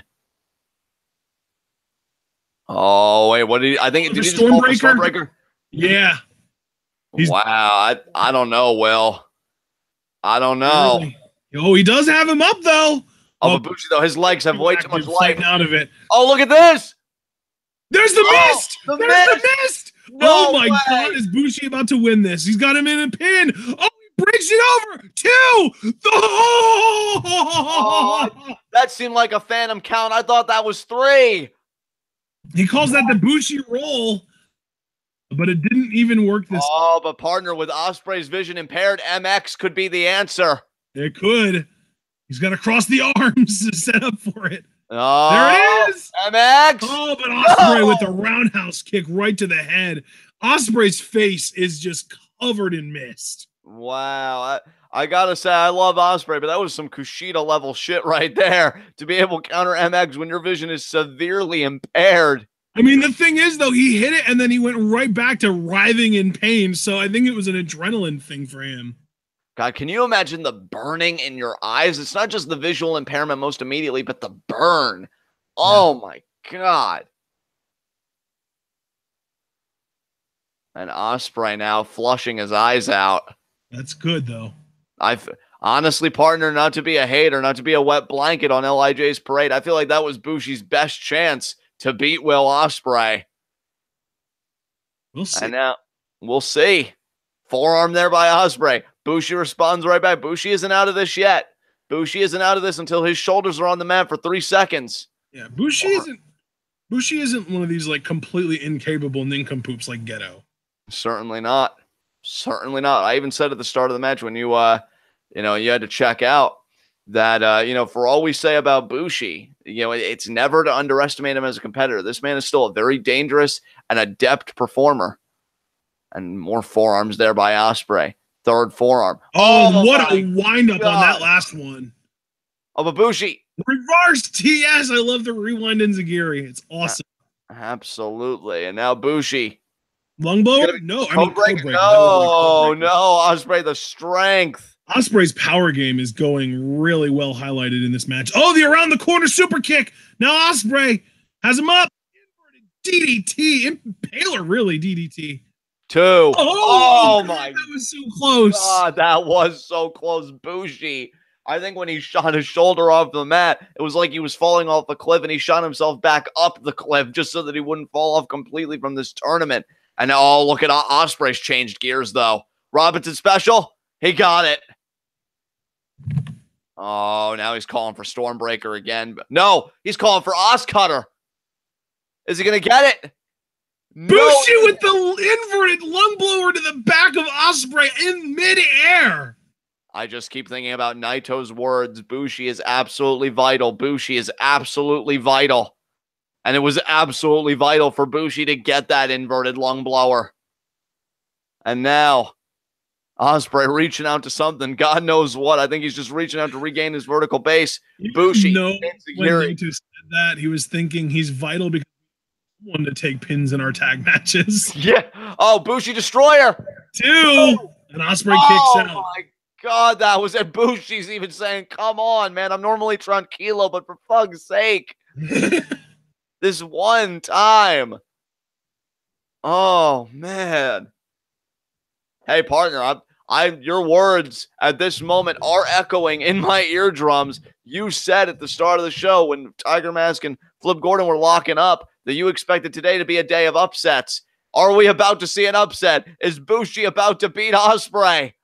MX, he got it. Did it. Go for the pin. It. 1, 2, 3. Bushi wins. Oh my God, what a win for Bushi. The upset of the century. I cannot believe we have a block where the junior heavyweight champion isn't a part of the 3-1 class. That is really something. Bushi is worth believing in now, yes. Absolutely. Bushi is 2-2, and he's dragged Ospreay down more incredulously to the same record. Unreal. And not only that, folks. Let's start a hashtag, John. Hashtag believe in Bushi. Absolutely. Not only does Bushi stay in this tournament, not only do him and the junior heavyweight champion Will Ospreay share the same record of 2-2, which means Bushi wins the head-to-head. but Bushi has secured himself a guaranteed junior heavyweight title shot. He's going to address the crowd, but I don't speak Japanese, unfortunately. So I'm going to close out of this, and I'm going to open up the B block day 8. But partner, Absolutely. final thoughts and about for Bushi? day 8, you want to fast forward to 3 minutes and 50 seconds. That's 50, not 15. All right. So 10 seconds short of 4 minutes even. All right. I will just be a moment here. And our first match is Desperado versus Marty. I'm so excited. Come on, Marty, get the win. Yeah. Now, you said 3 minutes and 50 seconds. About tree fitty. All right. There, 3 minutes and 50 seconds. I still can't believe Bushi's upset win. Let's see what day 8 has in store for us. Yeah, buddy. Bushi is now 1-3. He and Yo are sharing that record, but nobody in A block now has a 0 next to either one of their win or loss columns. Yeah, that's crazy to think about. Yeah, we've got Tiger Mask, Flip Gordon, and actually that's it. Tiger Mask and Flip Gordon are by themselves at 3-1. And then we've got a whole cluster of people at 2-2 with ACH, Ishimori, Kanemaru, and Ospreay all sharing the 2-2 record. And then Yo and Bushi by themselves at 1-3. But still, the fact that everybody in this block is basically still in it. There's nobody who is fully mathematically eliminated. As close as Bushi is and Yo, they both are. If Tiger Mask wins one more match, both those guys are done. I have to correct you, partner. You said Bushi's at 1-3, but with this win over Ospreay, he's 2-2. No, he came into this as 0-3. Oh, that's what you were saying. Okay. Yeah. Bushi came into today at 0-3, so he is 1-3 now, and Yo is as well. Oh, damn. Then I kept saying him and Ospreay were the same record. I guess that was wrong, but regardless, because I thought Bushi had one other win before this. I guess that was my mistake. Dude, he's 0-3. Otherwise, the whole thing with him and Tiger Mask wouldn't be a thing. Damn. All right. Well, fair enough. Let's move on to day 8. Like you said, we're opening up with Desperado versus Scurll. I have my player at 3 minutes 50 seconds. So when you're ready to do this, let's do this. All right, ladies and gentlemen, we do have Marty Scurll versus Desperado to start things off. Make sure you have your day 8 video pulled up on New Japan World. Set your timestamp to 3 minutes 50 seconds, and we're going to get right on into this. 3, 2, 1, go. And Scurll getting into the ring. Desperado just kind of backing off a little bit while Scurll poses, but Desperado goes on the attack. Scurll dodged it. Oh, we're getting an exchange of soup bowls to start things off, baby. Yeah, Scurll saw it coming, Desperado, you piece of shit. Because he did like a villain. Exactly. And then, oh my God, beautiful control of the arm. And Marty is so into himself right now and fired up. It's like, I'm fucking brilliant. I love fiery Marty. It's hilarious. It is hilarious. And if you guys couldn't tell, I am absolutely pro Marty. Oh, God. Break it. Break it right off. That's a gym break special, isn't it? Kind of a modified. And now, gonna bend the, oh man, bending the wrist. Now bending the fingers back. Here comes the stomp. Fap to the flap, John. Yep, fap to the flap. Ah, is the stomp. That's right, Marty. You're intelligent. God, I want to yell that to people angrily in the street and traumatize them and their children. I know. I mean, you've already traumatized your own child enough, John. I know. I'm so proud of myself. And Marty goes behind. I think he was wanting a dragon suplex there, but now Desperado going for the same. Marty kips out of it. Marty going for the dragon. No, Marty wants an octopus. Look at Marty fucking Scurll right now. Bends the fingers back. Desperado, more like desperate little bitch. Yes. Yes. Oh, crap. Hangs on. Kick out there. Oh, no. Oh, fap to the flap. Monkey flip. Yes. Monkey flap. What? I am so proud of you, Marty. And but Desperado just abandons Marty over the top rope. And now Desperado, I think that pissed him off. And now counter Marty, counter it. Oh. Finding all those chairs go Scurll. Oh man, Desperado's going hard at Scurll right now, though. And now Scurll going through the crowd here in the empty chairs. Desperado in pursuit. And now Scurll here. Oh, Scurll and Desperado fighting here. The right hands by Marty. Uppercut there. Oh, and now Marty in that seated position now being choked by Desperado there. And Scurll not even really knowing what to do. And now Desperado's got a bottle of water here. Oh, it just cracks it over Marty's skull. Unbelievable. Imagine getting hit that hard in the head with a full bottle of water. Dude, that is not fun at all. Oh, and the shots there. And another shot there by Scurll. Oh, man, now what? Got to appreciate how respectful the fans are being of these performers, though. Absolutely. You got to be. I mean, and now, arm down. Yeah. Oh, and another stomp to the arm. Man, Marty is just evil. Marty softening up that arm for the chicken wing. And if the chicken wing doesn't work, we've seen that the black plate can work. I mean, Brandon Best makes a great point in chat. Who's the one true bad guy between these two? They're both pretty damn evil.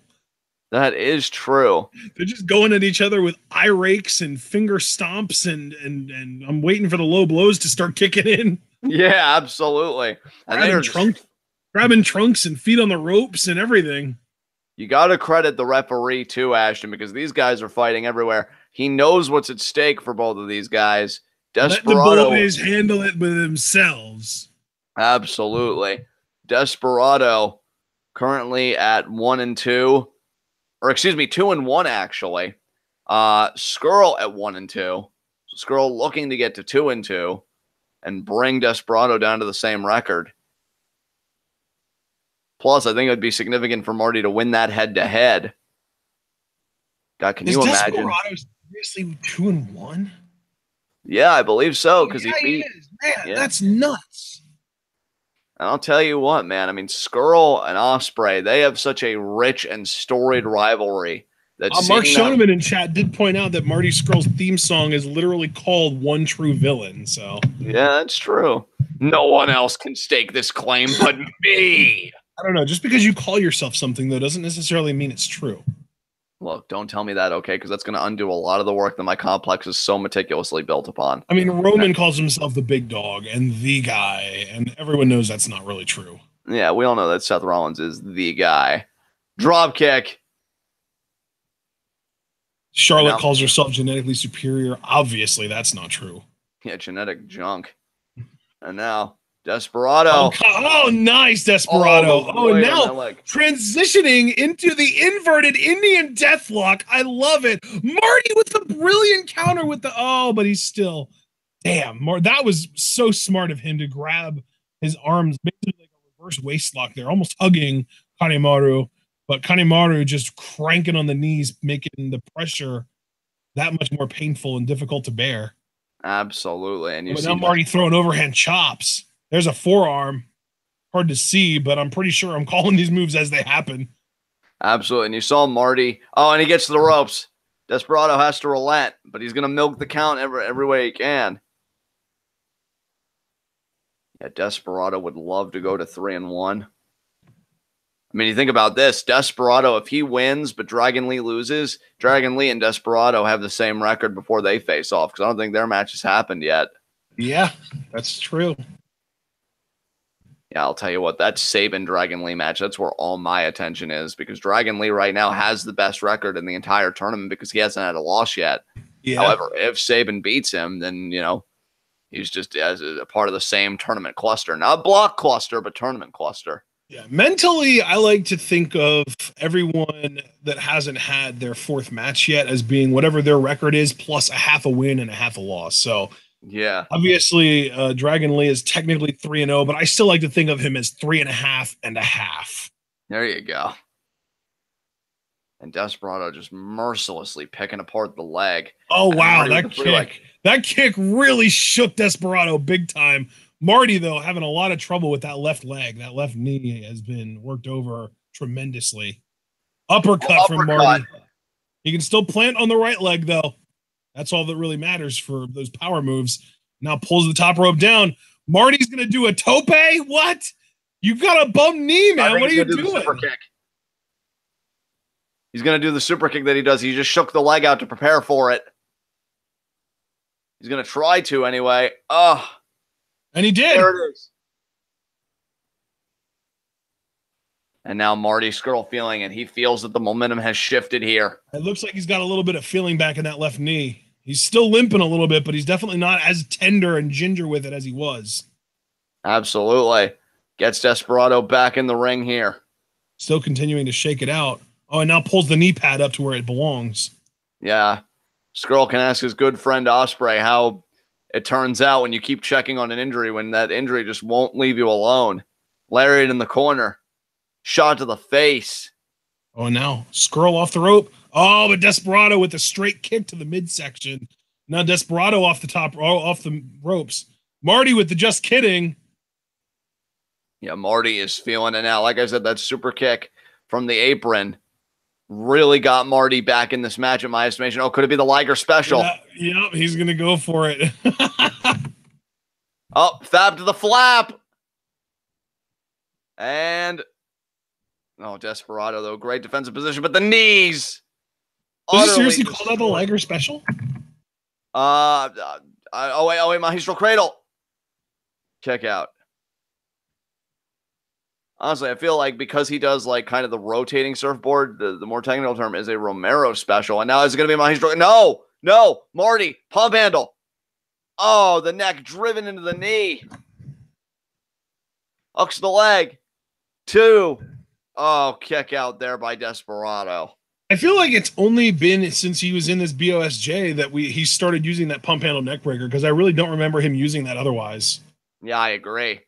Marty updating his repertoire for the occasion, signaling for the chicken wing. Oh, man. Is he going to do the spin? Is he going to do the spin? Is he going to do the spin? Yes, I think he is. Here we go.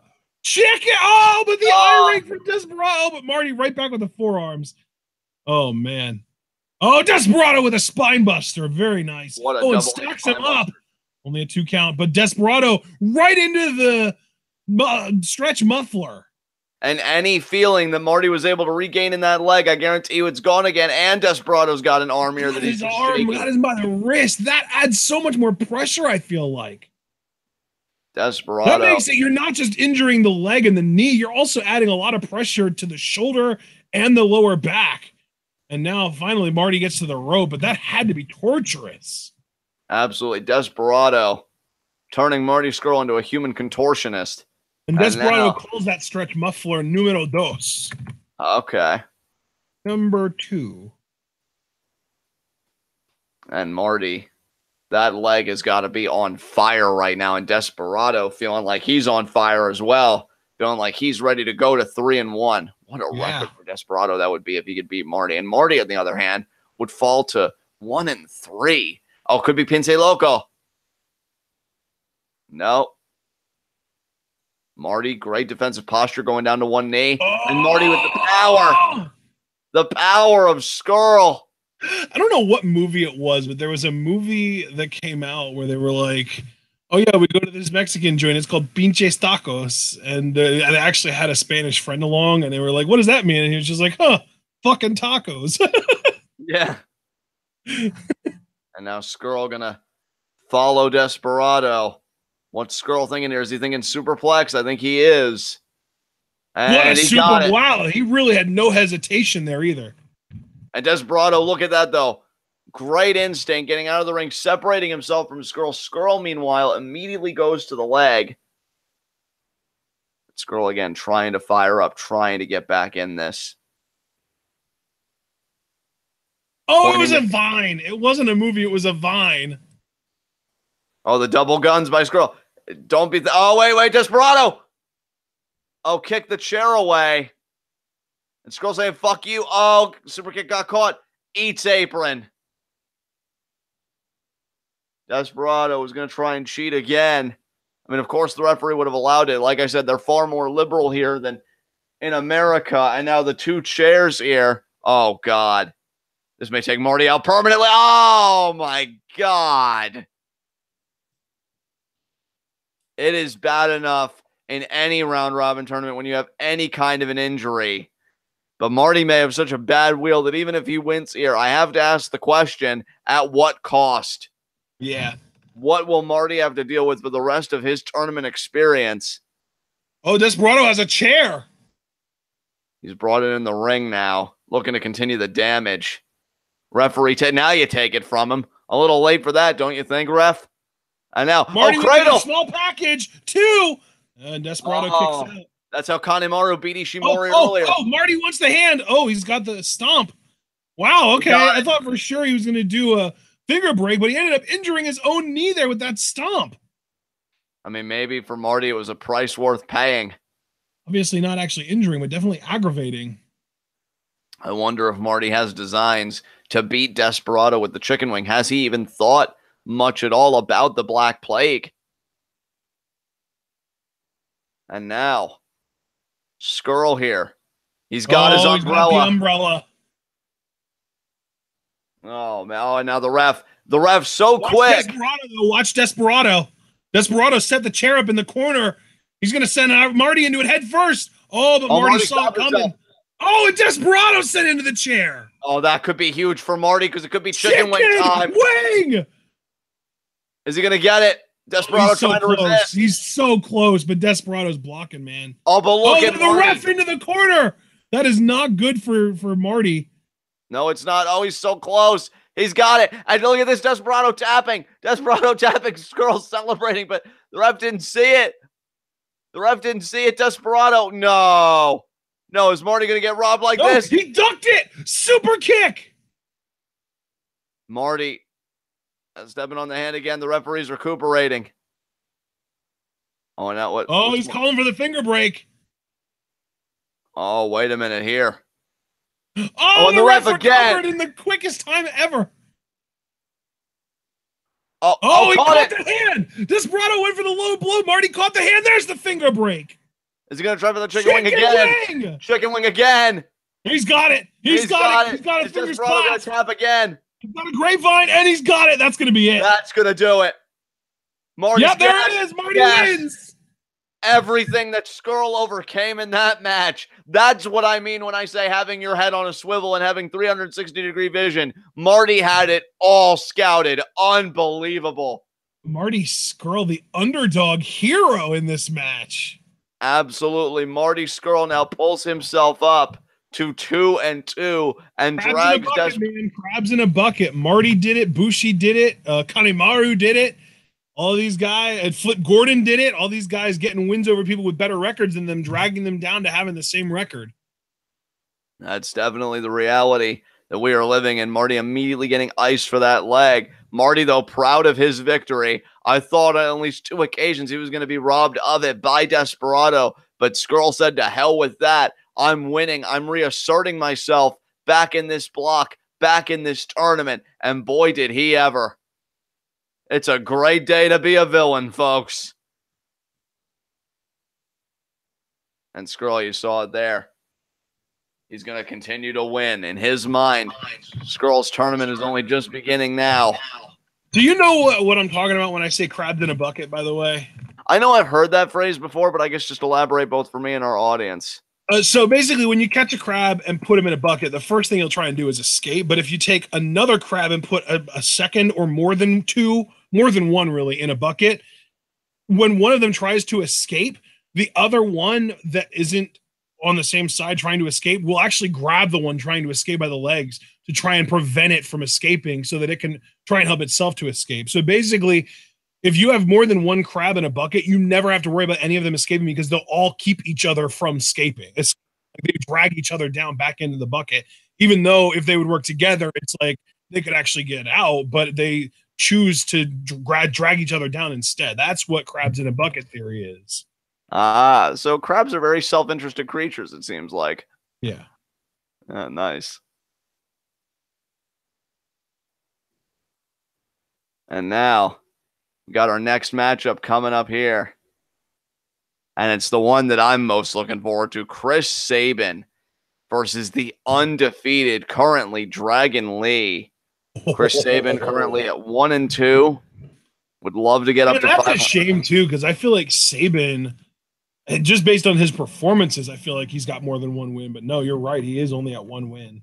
And this is the interesting thing, partner, because in most matches that we've called today, if a guy was to beat another guy, they'd have the same record. That's not going to be the case here. If Sabin wins, he will get to 500, which isn't a bad place to be if you just want to stay in it. But Dragon Lee will merely fall to 3-1, which, I mean, every loss is a big deal in a round-robin tournament, but, you know, it's not going to put him and Sabin on equivalence. What it will do, though, I think this is worth noting, is it will make Sabin win the head-to-head between him and Dragon Lee, which could become crucial at some point in time. That's true. That's a good point. Really, Dragon Lee, if you're in Dragon Lee's position, you're basically playing with house money at this point, because if you do get that fourth win, you're so head and shoulders above everyone else. And especially because we've got to remember, John, Desperado just lost. Desperado and Sho were the only two performers in the B block that only had 2 wins. Everyone else, other than Dragon Lee, obviously, only had 1 win. Marty, Sabin, Kushida, Takahashi, Taguchi all only had 1 win each. So Desperado losing, he only has 2 wins now. If Dragon Lee wins this match and Sho loses to Kushida, Dragon Lee will have a 2-match lead over the entire rest of the B block. Yeah. Unreal, the position that we find ourselves in here. That's what I'm saying. All we need after this, if Dragon Lee wins this match, all he needs is for Sho to lose to Kushida, which is by far not a stretch by any stretch of the imagination. That's like most likely scenario. And Dragon Lee will have a 2 full match lead, a 4 full point lead over the entire rest of the B block. That's insane. That is insane. And now, partner, I got to field the ultimate question to you. We're looking at Dragon Lee. We're looking at Chris Sabin. Who are you favoring in this matchup here? As you see now, the match is beginning. Ironically, all that talk about Dragon Lee getting a 4-point lead over the rest of the block, and I don't think it's actually going to happen, as great as it would be to see. I think Sabin's going to win this and start a little bit of a streak, because I think, didn't Sabin win his last match too? No, he lost his last match. Sabin won his first match against Kushida, and he's been 0-2 since then. So he's got to get back on that winning track. Dragon Lee now. Nice arm drag there. And folks, I did want to call the bell ring. I didn't, so I just want to say that we're coming up at 23 minutes and 50 seconds, and we're at that point now. So if you just want to sync up with us, do the best you can. As Sabin now working over the side headlock. Dragon Lee, though, great counter by Dragon Lee. Look at that. They pull each other up. Wow. This is going to be a tremendous contest. All these pin attempts, and yet nobody even having their opponent down long enough for a 1 count. Oh, and the series of missed drop kicks, and again the standoff. This is a huge opportunity for both men. For Dragon Lee, of course, it's really cementing his place, being 4-0, having the best record in the entire tournament. And Ash, I mean, and walk us through this. I mean, if Dragon Lee goes 4-0, is that enough of an undefeated streak that you've pretty much wrapped the block up, or would you need to go to 5-0 to really do that? Well, really, I think being 5-0, you would only wrap the block up in certain situations. Like if certain other people were under 3-2 at that point. Right. Basically, if you're 5-0 and everyone with 3 wins is somebody that you've already beaten, then you've wrapped the block up for sure, yes. I see. PK there by Sabin. But if he goes 5-0, and obviously then nobody would have 4 wins, but if he goes 5-0 and there's somebody at 3-2 that has not faced him yet, they could still potentially take the block from him. Interesting. So that just really goes to show, folks, in a round-robin tournament, and what a drop kick. Oh, my Jesus Christ. Holy shit. And Dragon Lee kicks out. I don't even know how he even knows what his name is after that drop kick. I don't think he does. God, drop kick. Hail Sabin. That was vicious by Sabin. Good Lord. Sabin knows who he's in the ring with. And now, the foot choke here. But as I was getting ready to say before, Sabin decided to ruin face. A round-robin tournament is one where you can never really feel safe. even if you are 5-0. Yeah, interestingly enough, it's a lot easier to get mathematically eliminated than it is to mathematically block a block up early. Right. And now, oh, Sabin. Man, Sabin, that drop kick, man, that definitely set the tone for him. But Dragon Lee, though. Dragon Lee playing defense, but now the forearms there by Sabin. Yeah. And now again, the front face lock there. And what's Sabin going to do? Sabin is wrestling for his Best of Super Juniors life right now. If he loses this match, he's out. He's mathematically eliminated. Oh, I did not know that. That's huge for Sabin. Well, because if he loses this match, then he'd be 1-3. Dragon Lee would be 4-0, and it would be impossible for Sabin to have a better record than Dragon Lee. Plus, then Dragon Lee would have the one up on Sabin one-on-one. So, yeah, this is for Sabin's BOSJ life right now. Oh, now Dragon Lee trying to reverse the pressure. He gets the foot on the rope. Yet another reason that I'm pretty confident Sabin will win this. Sabin, great control on that crossface, but wasn't able to get the tap out. Now Sabin going to go right back on Dragon Lee here. Did Taguchi lose to Dragon Lee already? Yes. Then our main event tonight is, if Dragon Lee wins this, our main event tonight will be to determine who gets mathematically eliminated. Oh, wow. Yeah, if Dragon Lee wins this match, which I don't think he will, but if he does, then our main event tonight, the loser of that match will be mathematically eliminated, having already lost to Dragon Lee. Damn. Yeah, because it's Hiromu versus Taguchi. And they've both Dragon Lee already, and they're both 1-2. So whoever goes to 1-3, if Dragon Lee is 4-0, would be mathematically eliminated. That's crazy, right? What a drop kick by Dragon Lee. And yeah, that is crazy, partner. To think. Now, I don't think Taguchi's going to... Shit. Good. Those forms. Wow, Dragon Lee. Hey, he's just paying Sabin back for the drop kick. Oh, and there's a drop kick from Dragon Lee. And Dragon Lee feeling it here. Hooks the leg. 2. And now the referee. Great position there. I don't think Taguchi is going to beat Hiromu tonight, but just even knowing that we are very precariously, close to entering a universe where Hiromu could be mathematically eliminated tonight, I'll tell you, that makes you kind of sweat a little bit. Technically, yeah, he technically could be, man. That's crazy, isn't it? Yeah, if Dragon Lee wins this match, and yet, on that same note, even though he could technically be mathematically eliminated tonight, if things break his way and Dragon Lee loses and he wins, he could also be literally only one match out from first place. So that's wow, big of a swing the block could take today, depending on how things go in this match and the main event. And now Chris Sabin with a victory roll. Oh, but Dragon Lee kicks out. Man, that was a tight one. Sabin spinning back kick. Oh, what a pump knee there from Dragon Lee. That pump knee, full contact, but jumping in. Both of these men are just brilliant competitors. Oh, and there's this running drop kick from Sabin. Dragon Lee head up against the bottom of the turnbuckle pad. I'm trying to pull himself up, but I wonder if Sabin's thinking a basement drop kick. No, that's what I was thinking too. I just didn't say it. No. Dragon Lee with the suplex onto the turnbuckle pad. It's moves like that are going to get him to 4-0, partner. I mean, Sabin's a tough son of a bitch, but...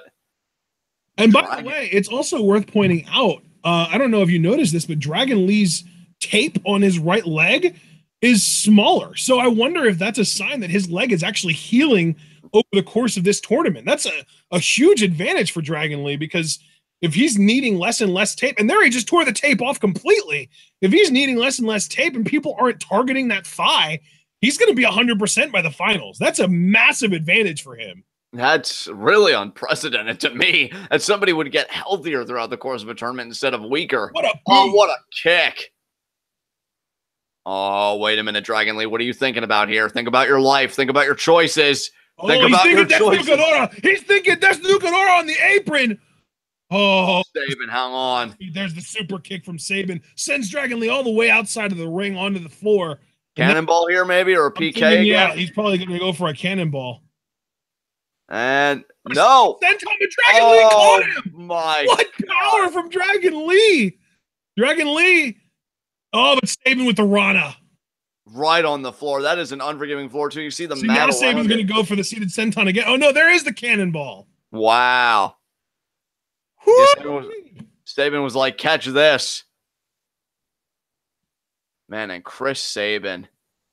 I'm sure he'd disagree because I really haven't been keeping my finger on the pulse of his career, but I feel like this tournament's given him a second life. It really has. And we have seen a Chris Sabin that I feel like I haven't seen in years. Oh. Fisherman Buster. What a fisherman buster that was. Oh, both legs. Oh, that was close. Sabin was so close to being 2-2 and making Dragon Lee drop to 3-1. Dragon Lee, though, how bad does he want to remain undefeated? How bad does he want to run the table here? And now, clearly quite bad. Now Sabin stalking him. There's a stomp. Sabin measuring his man. Another. Oh! I thought Dragon Lee called the leg. My mistake, folks. Oh! Sabin. That time. Dragon Lee. There's the forearm. Sabin with the forearm. Dragon Lee pissed off, man. He is angry. Yeah, Dragon Lee is fired up here. He's not Sabin. Fire. He just wants Sabin to hit him harder. There's a lariat. He's firing up still. Another lariat there from Sabin. That was a little bit more effective on Dragon Lee. Sabin off the ropes. Ducks the lariat here. Sabin. Oh, wow. Dragon Lee with the STO. How often do we see that? That STO had some authority on it too, partner. Oh, double underhook. Oh, my God. Backbreaker. Yeah. Dragon Lee. Single foot drop kick there to Sabin. 1, 2. Sabin kicks out. I thought Dragon Lee was going to keep hold there and powerbomb him or something. What a kick out there by Sabin. And Dragon Lee is wrestling on another level right now. It's crazy. And Dragon Lee now kind of adjusting the knee pads slightly here. Sabin definitely favoring the shoulder. Probably the neck area. That backbreaker probably had to mess him up somewhat. And now Dragon Lee thinking, what do I do here? He's got the arm out. He's feeling it. He's feeding off the energy of this arena here. Is it going to be a belly-to-belly pile driver? Sabin, though, his legs showing a lot of life. Sabin has it now. Oh, but Dragon Lee, that power is incredible. Oh, my God. Oh, now power slam backbreaker. Almost like a power slam into the backbreaker over the knee. And now Sabin runs into the ropes. Dragon Lee with the snap German. Oh, and Sabin, lariat. With a powerful lariat there. Sabin wanting to stay in this. Can I just say the 25th anniversary shirts sometimes remind me of the Incredibles logo? Yeah, a little bit. Just a random observation. Like, every now and then I'll just see the ref and be like, why are they advertising the Incredibles too? I don't get it. And Sabin's fought for a lot of gold in his career. Again, we've talked about it before. It's well documented. 8-time X Division champion. Former TNA World Champion. What a kick in the corner. New Japan's ring announcer's hair is incredible, and I'm jealous. Yeah, it is pretty on point. You see him sitting in the background back there? Yeah, man. That hair is ridiculously amazing. Oh, Dragon Lee's got Sabin set up for a stomp. I don't think he's going to do it, bro. I think he's going to roll through and do the drop. No, he is. Yeah. Wow.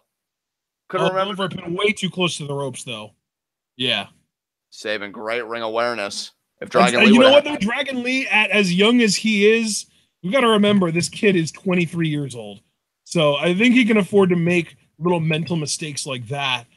But still, that's something that he's going to learn with time. Absolutely. And really, I shouldn't even say that because there are still like 40-year-old guys that make simple mental mistakes like that. So no. Oh, is he thinking Dragon? No. Because he did the throat slit. I thought he was thinking Dragon Driver. He might have been, but Sabin got out of it. Oh, ducks the lariat. Sabin springboard into the tornado DDT. What that was beautiful. Tornado DDT that was. Holy shit. 1, 2. And Dragon Lee kicks out. God, this match. Why is Sabin so fucking good? I'm telling you, man. Like, could be cradle shock. No, he's not, though. Dragon Lee with the sleeper. Look at Dragon Lee slowing things down a bit with this sleeper hold. Surprised he's not inverting it into a dragon sleeper. PK. 1, 2.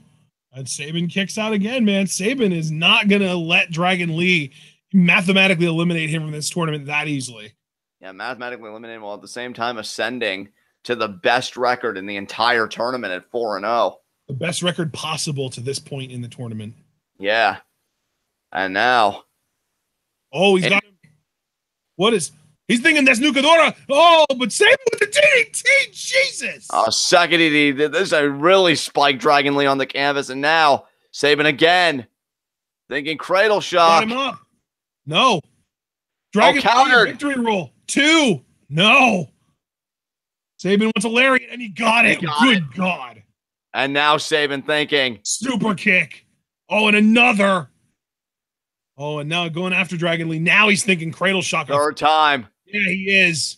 I think he's going to get it this time. Shot. Got him. Going for the pin. 2, 3. That's it. Sabin wins. Sabin wins Dragon Lee's first loss in the tournament. He falls to 3-1. Sabin keeps his Dominion aspirations alive. Wow. And Sabin, we knew early on in the contest, after that drop kick he hit on Dragon Lee, that Sabin came to play tonight. Yeah. Huge victory for him. Really, I mean, huge victory for everyone in the block, because we've got to remember, like, Dragon Lee at 4-0 is bad for everyone, because that means that you have to keep up a certain pace just to avoid mathematical elimination. Sabin just did the entire B block a huge favor. Absolutely. Dragon Lee still not in a bad way. I mean, you know, still 3 wins, only 1 loss. That was an amazing match, too. Both of the first 2 matches in this block have been great. Absolutely. Dragon Lee disappointed in himself. My big concern is more big picture. You know, when you have a loss, is that the beginning of the end, you know, of your momentum? Do you start going on a bit of a downturn, or can Dragon Lee respond to this loss accordingly and, you know, kind of pick up the pace a little bit? Sabin, on the other hand, he's definitely on an upswing. Yeah. I'll have to see how that goes for him. Sabin, I really hope Taguchi doesn't beat my boy Takahashi in the main event. Well, I honestly, first of all, I don't think that's going to happen. And now at least whoever wins, it doesn't mean mathematical elimination because Dragon Lee just lost. Yeah, but at the same time, it also is like, obviously, if Sho wins this match, he'll join Dragon Lee at 3-1. But Hiromu and Taguchi are really, I don't really give a shit about Taguchi, but Hiromu is still, if he loses to Taguchi at 1-3, it'd still be 2 full matches behind the leader of the block. Right. So that'd be unfortunate for sure. Now we are getting. Sabin bought you some slack. Come on, now you just need to, use the slack. Don't let it get away from you again. And there is Sho, who to me is such a promising competitor. We've really seen him come into his own in this tournament. I would say more than Yo, quite frankly, because Sho is really like I like both Roppongi 3K guys, but Sho is clearly the single star of the two. Absolutely. I could see Sho being in a G1 within the next 5 years or so. Oh, dude, with how he looks, absolutely. Also worth noting, he is the younger of the two. He's 28 to Yobit 21. Or don't you mean 29 for Yo? Oh, yeah, that's my mistake. I just misspoke there. I had one thing in my brain that I wanted to say, and I didn't say. No, that's my life, brother. No worries. And now we're going to have KUSHIDA come out here. We're like, boo, KUSHIDA. Yeah. Unlike BUSHI, who beat the junior heavyweight champion.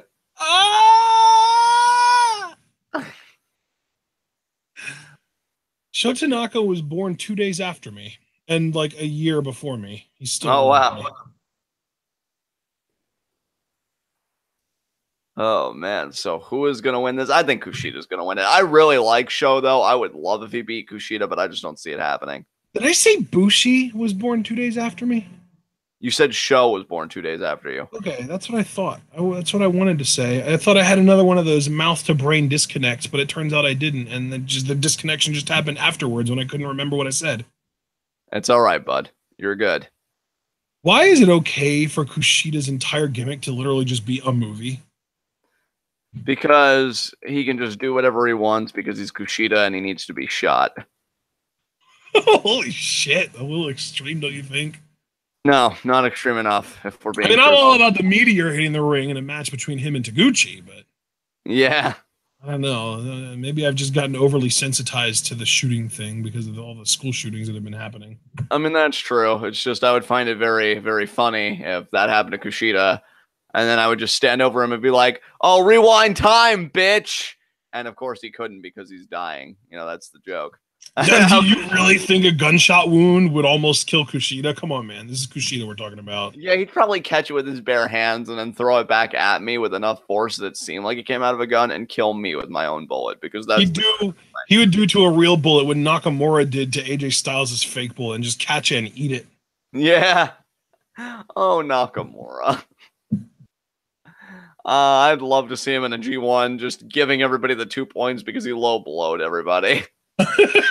You just love low blow Nakamura.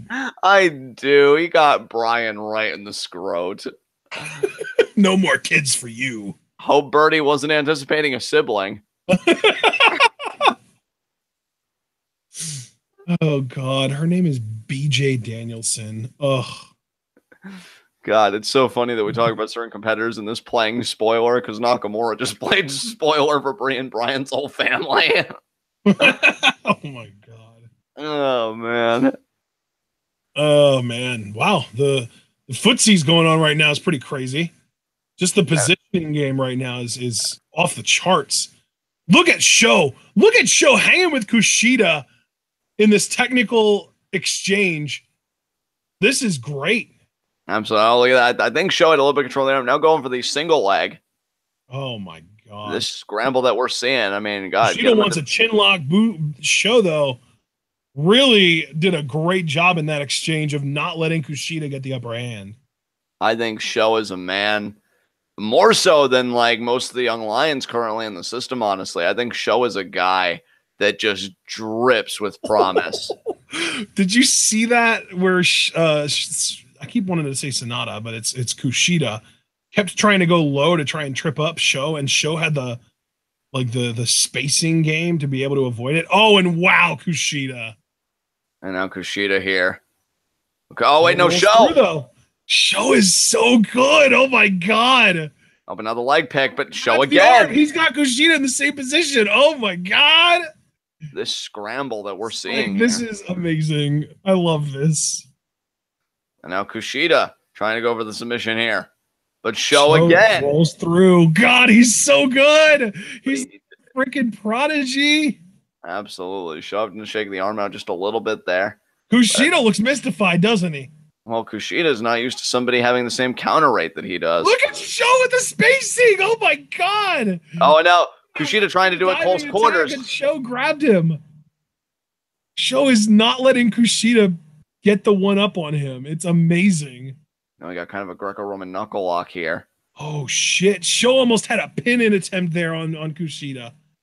And now again. Oh, this is the kind of match that, like, this is exactly where I parked my car. Yeah. Oh. Kushida with the bridge. Sho's going to stick him. Yep. Yeah, Sho with the knees are trying to get the leverage, trying to get those shoulders down. Right again. And now Kushida's going to get his feet up, and we're going to flip both of them up. Yep. Oh, into the Kushida lock. Into the Kimura. Yeah. That hoverboard lock. But look at Sho. Oh my God, the technical savvy of both performers. Good Lord. I expected it from Kushida. I did not expect this from Sho at all. Now I can enjoy a Kushida match. It's when his opponent plays the same exact game with him. No, yeah, we got a chess match here, partner. Yeah. And you know what a connoisseur of technical wrestling I am.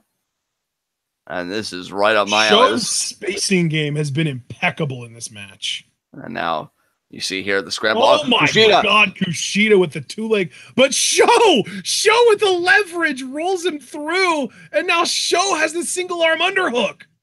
Oh, but Kushida, that almost looked like a low blow, you piece of shit. Yeah. Kushida trying to go low here. And notice that little bit of fire against Kushida there. I know you said like early that if it's not like a Hiromu or a Scurll, it's not like, oh, die Kushida. But like, yeah, we're really starting to get into Sho here. He's really showing like I can beat Kushida, which beating Kushida for Sho given, you know, the legacy that Kushida's made with the junior heavyweight title, that would be huge.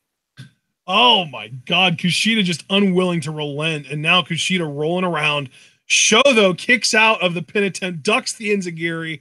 Oh my God, Sho, where is this coming from? And now trying to go for the single leg pick. Oh my God, the spacing! Oh, no. A diving armbar, but Sho hangs on.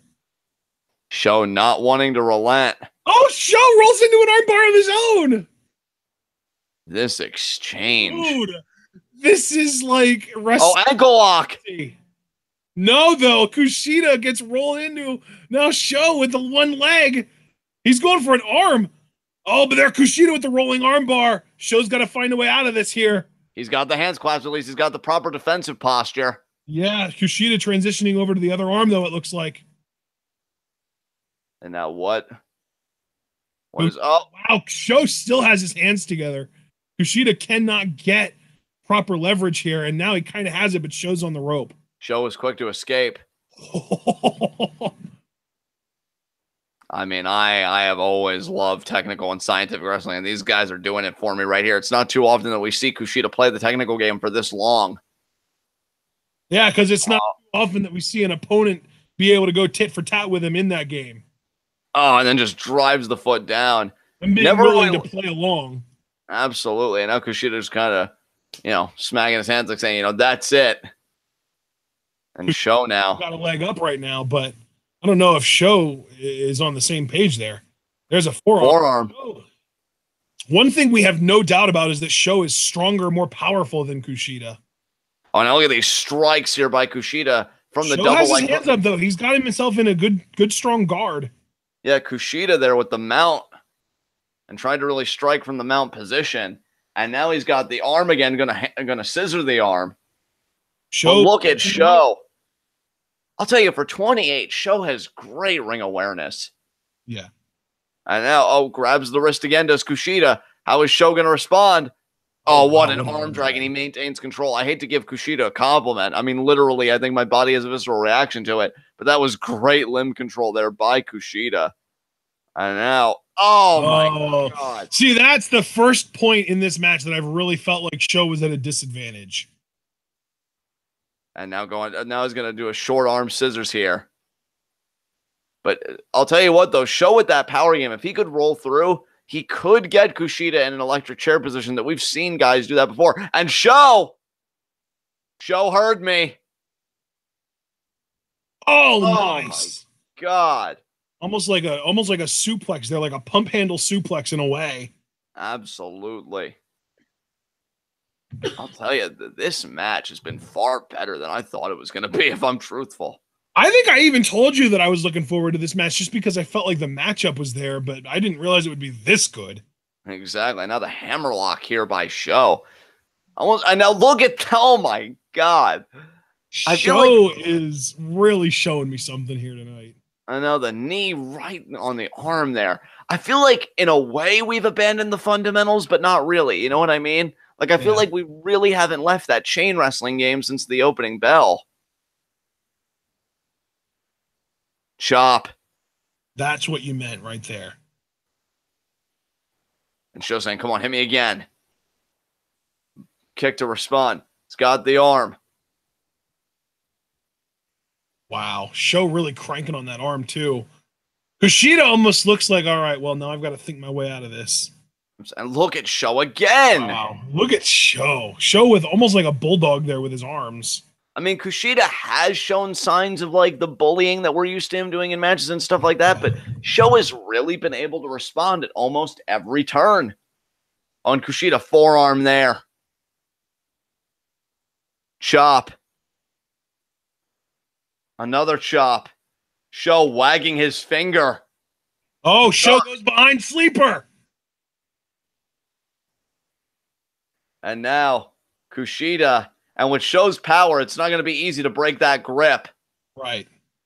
With those biceps, that sleeper becomes infinitely more dangerous. Body scissors. Yeah, that's the difference maker between these two is Sho's power. Because we've already seen Sho can hang with Kushida technically. And now Sho into the armbar. Kushida has his hands clasped. Kushida goes up. Oh, but Show with the Show pick the leg. Yes, right into the knee bar. I love it. Reverse this, Kushida. I'm sure he will. I shouldn't say that. Well, I mean, that's the thing, though, brother. Like, you say that, but I feel like Kushida really hasn't been, like, counter everything, at least not at this stage of the match. I'm not saying it's not going to happen, but at this stage of the match, I feel like every time Show has responded, Kushida's just kind of had to live with it. And Show now. God, how great would it be if Kushida went to 1-3? That would make the Marty win so much more worth it. Oh, absolutely. And now Show picking the leg, going right and back. Especially because Marty has been undefeated since that loss. Oh, and now Kushida, tripping the leg. And now like a heel hook. He wants a heel hook here, but he hasn't really locked it in properly yet. Oh, and now look at Show, though, grabbing the leg of Kushida. Show is closer to having a proper heel hook locked in right now than Kushida. I think he needs to get the other hand clasped, right? Oh, my God. Yeah, he does, but he doesn't have it yet. He is so close, though. Oh, my God. He's still using his other hand for leverage rather than actually cranking out the pain. Yeah, that looked like a tap out to me. No, Kushida's still in it, according to the ref. I know it wasn't actually, but it's still like Kushida tapped his hands on the mat 3 times while he was in a submission. Come on. I love how supportive we've become of Show, because Show has shown, I mean, dude, if Kushida ever becomes junior heavyweight champion again, which, let's be honest, that's most definitely probably going to happen, I would love to see Show challenge him for it. Oh, the kicks. God. Oh, but Kushida with the almost the double heel hook, and that is a heel hook right there, my friends. That's painful. And Show can't even think about a counter. He can only think about getting reprieve, and he does. They're both hurting, though, and the big difference here is that Show has a lot more injured limbs than Kushida, because Kushida has one injured leg. Show's got both legs and one of his arms are hurting, so it's a definite difference in that. I think just wearing him down, I think Kushida's going to be able to win this, and there's the kick. I think the only place where Show is fortunate, partner, is that no matter the hold that Kushida's had him in, he's never really been in that hold for a prolonged period of time. Yeah, and now Kushida cranking on the arm over the shoulder. Oh, man, over the shoulder arm breaker there. And now Kushida. Kick to the arm. We know this too well. Another kick to the arm there. Oh, come Third on. kick. You gotta catch one of these. Oh, but Show went back to that left knee. The one limb that he has worked over on Kushida, and there's the front flip kick there from Kushida. Kushida firing up here. Oh, and there's the drop. What a drop kick to the arm, the precision. And now jumping, the DDT. He got it. Into the hoverboard lock. Lock. But Show again. Again, Show, though, finds his way to the ropes immediately. Very smart. Dude, he slid his whole body with an urgency I haven't seen from anybody in this goddamn tournament. He was like, no. Yeah, he knows. You don't need to earn today. He already knows. And now, Kushida.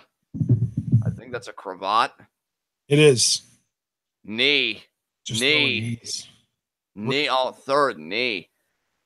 And Show, who was hanging with Kushida. Oh, kick back to that arm. Oh, and back to the hoverboard lock. But Show does have some power. He's resisting to a degree. I mean, he is on his feet. If he really wanted to relieve the pressure, he could literally just fall back and reach the ropes. I wonder if Show's trying to think about how to turn this into an offensive maneuver. Perhaps a suplex. Oh, my God. Gut wrench? Gut wrench. Maybe. No way. Suplex.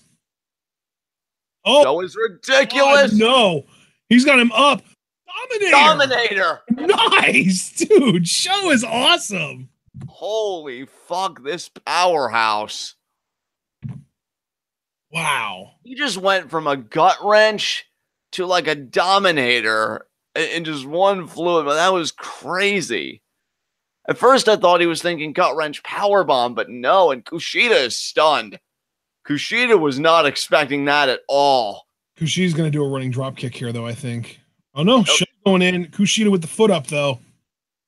Kushida. Show. Rana, but Show with the power. Show is a stronger guy than you realize, Kushida. Power bomb. He's not done. Double down. Double tap. One. Oh, come on. Count, you bastard. Oh, he's for three. Three power bombs. Show that arm. He's probably lost quite a bit of feeling, but not enough that he's willing to give this up. I commend the fight and show right now. This has been absolutely unreal to me. It's kind of crazy to think about because we first really started noticing Yohei when he was, well, Yohei Komatsu when he, now he's Yo, but he was the first young lion that you and I really found a liking with. And Sho didn't even show up in the G1 that we were covering that we first saw Yo in until later on in the tournament. But Sho has really kind of surpassed Yo to me as far as my fandom goes. Oh, absolutely. Sho is, and not just in this match. Like this match is definitely adding to it, but I feel like just as a singles performer during the BOSJ tournament we've covered so far, he's just been better. And there's the lariat, and now this match is just taking it to a whole new level. I will say, and you can quote me on this. I mean, it's not the first time I've been wrong. So if I'm wrong, it's whatever. Oh, could be a deadlift German. Could be German. He got it. Is he going to keep? Yes, he is. Yes, he is. I'll finish my thought after the sequence. Second one. Is Kushida going to go for the arm, though? No. Right into the armbar from Sho. Yes. Sho changing it up. He normally does triple Germans, the trifecta. Sho catching Kushida by surprise. Kushida wasn't expecting it because his hands didn't immediately clasp. That's how you do it, though. That's how you get an armbar in and prevent your opponent from blocking it, is by catching him by surprise. What a clever bastard. Wow. Oh, and now he's transitioning into a label lock, it looks like. No.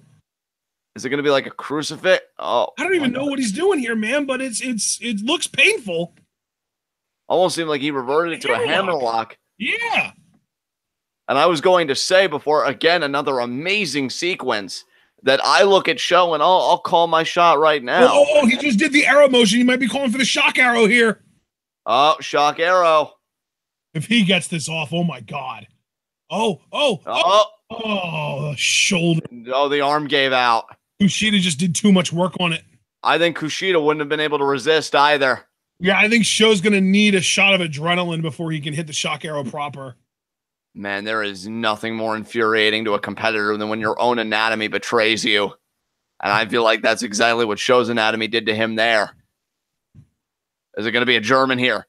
He never got the third hanging on for dear life on that top rope. Sho had him cranked out so far, he had him off. Oh, and then the kick to the arm, giving Kushida a taste of his own medicine, and now... Oh, but Kushida lands on his feet. We had to know that was going to happen.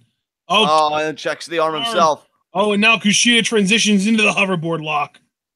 But Sho, I think, wanted to go for a leg. Sho's grabbing his own hand to grab some leverage for himself.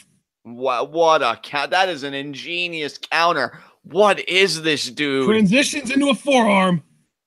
Oh, Kushida went for the wind-up. Oh, but there's the Pele. And Sho only down to one knee.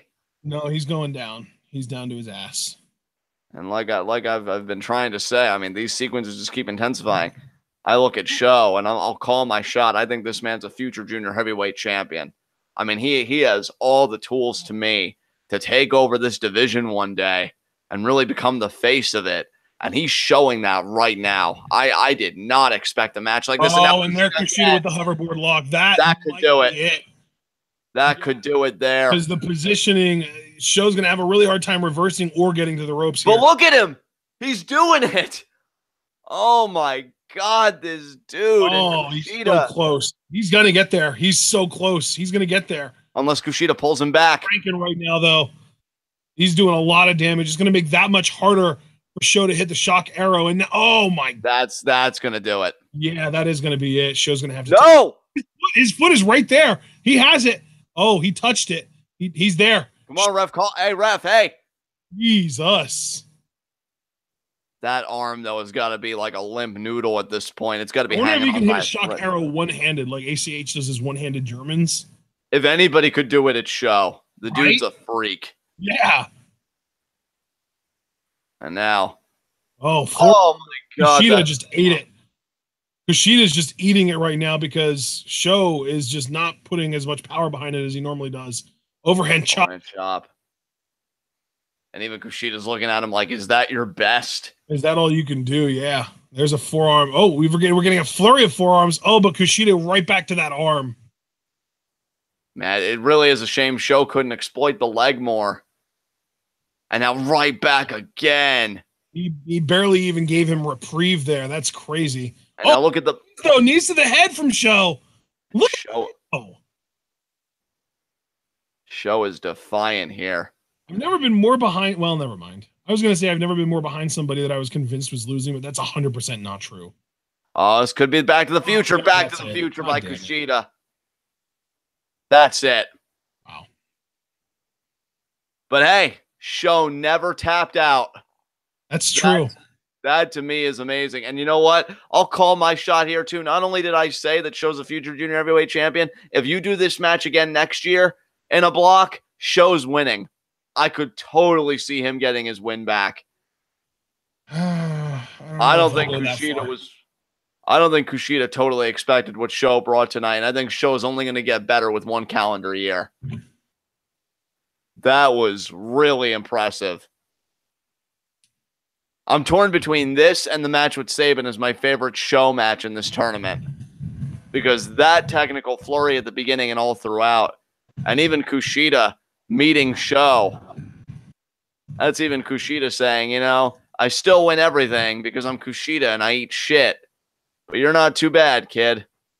That match was, I mean, personally to me, that was my favorite Kushida match I've ever seen in my life. Oh, absolutely. Outside of the Hiromu match where he just got utterly humiliated from a wrestling standpoint. I mean, yeah, of course nothing's going to beat that. But and look at the mutual respect here with the bowing on the mat.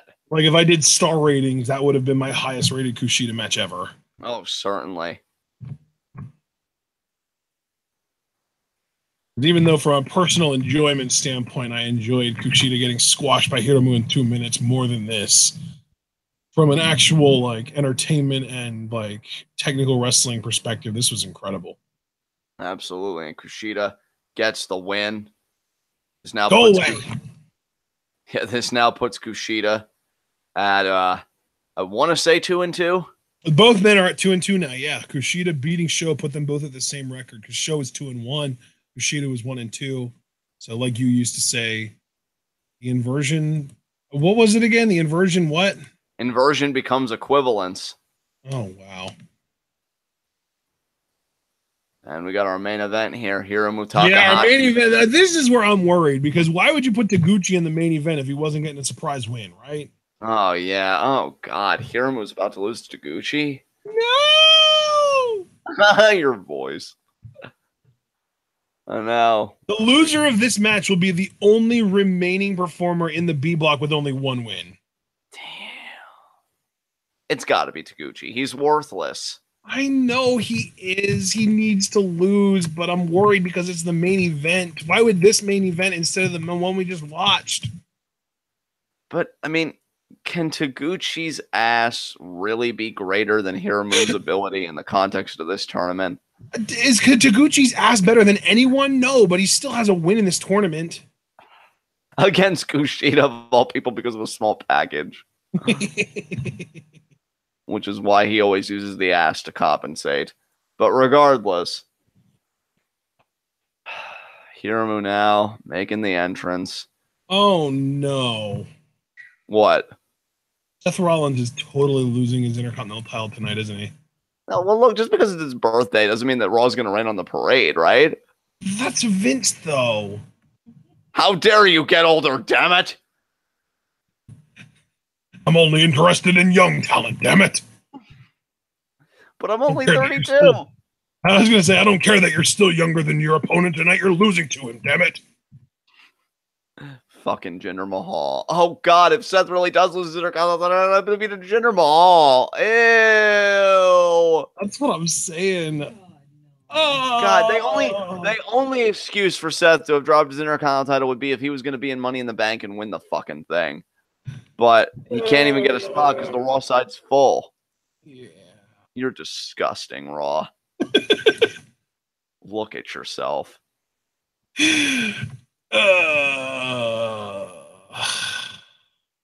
Now here comes Taguchi. Before I was thinking, wow, Hiromu, it's a layup. But then you had to have an opinion. And now I'm sorry. You don't deserve it. No, man, but I get where your anxiety about it's coming from. I just hope Hiromu fucking wins. And I don't have to speak for you. We all know you're hoping for the same thing. And now Taguchi. High-fiving the fans here. The idea that you even have fans is offensive to me. Ew, child, get better role models. Christ. Ow. Hiromu staring down Taguchi. Assault him. Assault him right now.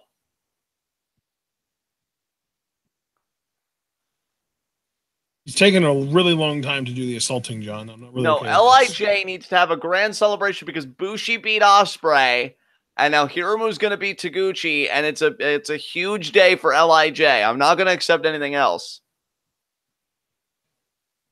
And Mark Shoneman informing us that Shinsuke versus Tai is happening tomorrow. I'm actually amazed Tai's on television. There's the double fist bump there to the referee. Look at Taguchi. Did you see that double fist bump? Taguchi is clearly sucking up to the referee. Like, how is this not, collusion? Collusion. How is this not collusion? I was going to say a systemic disadvantage against Hiromu Takahashi. Sue him. Sue his ass. I will sue you. I need to start saying that when I blow up at people. No, I don't accept that opinion. I will sue. What? If they think you can lawyer up. Attorney on the line now, you piece of shit. You're going to court. Yeah. If they think you have the power to sue, they'll back down. And now Taguchi going for that single leg. You could always just act like your dad is important and be like, my father's an attorney. Oh God, that's so hilarious given what the truth actually is. I know, right? That's what makes it funny. It's like, hey, I'm going to need you to get off the smack for a week and get in a suit. Now Taguchi. I love that we've been, because how long have we been covering New Japan, Ashton? 4 years? Yeah, I think, well, maybe 3. 4. Well, I'll be conservative. I'll say 3. Flip power oh, bomb! Yes. Oh, the ass. Oh, right in the sternum. Shit. Oh. Now lay there and wash it, you piece of shit. And now, wash it as in wash his ass? Yeah, wash your fucking ass. I mean, he might keep it clean. I've never personally seen any brown spots on his trunks. No. Anybody who calls it a funky weapon hasn't even taken a hair trimmer to it, let alone a washcloth. Knowing this fucking pervert, though, it's probably a freaking loofah for all we know. It's like trying to get peanut butter out of our shag carpet. Oh my God, what a visual. And Taguchi! He's gonna miss. Wow. Yep. I ran into the wall. Thank you, Hiromu. Now get back in the ring and win by count out. End this. Where the fuck is your cardio, Taguchi? Oh my God. That was just sad. Like his life. And his existence in general.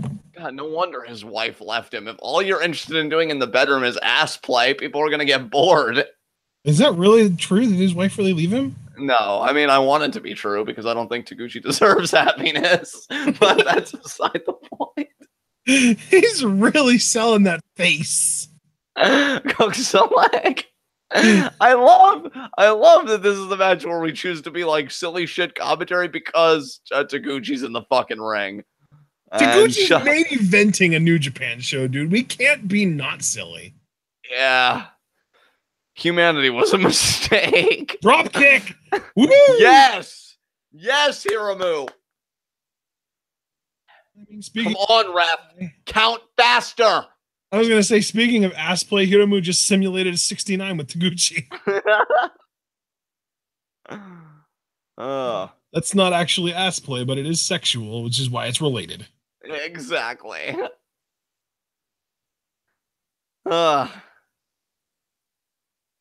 And now Hiromu. You also missed your cue to say nice. Well, actually, when you said they're related, I was going to be like, just like the people James likes to sleep with. And there's a forearm there to Taguchi. Oh, and the kick to the rope sends it into the throat. Hiromu. Oh, yeah. You missed the ass. Damn.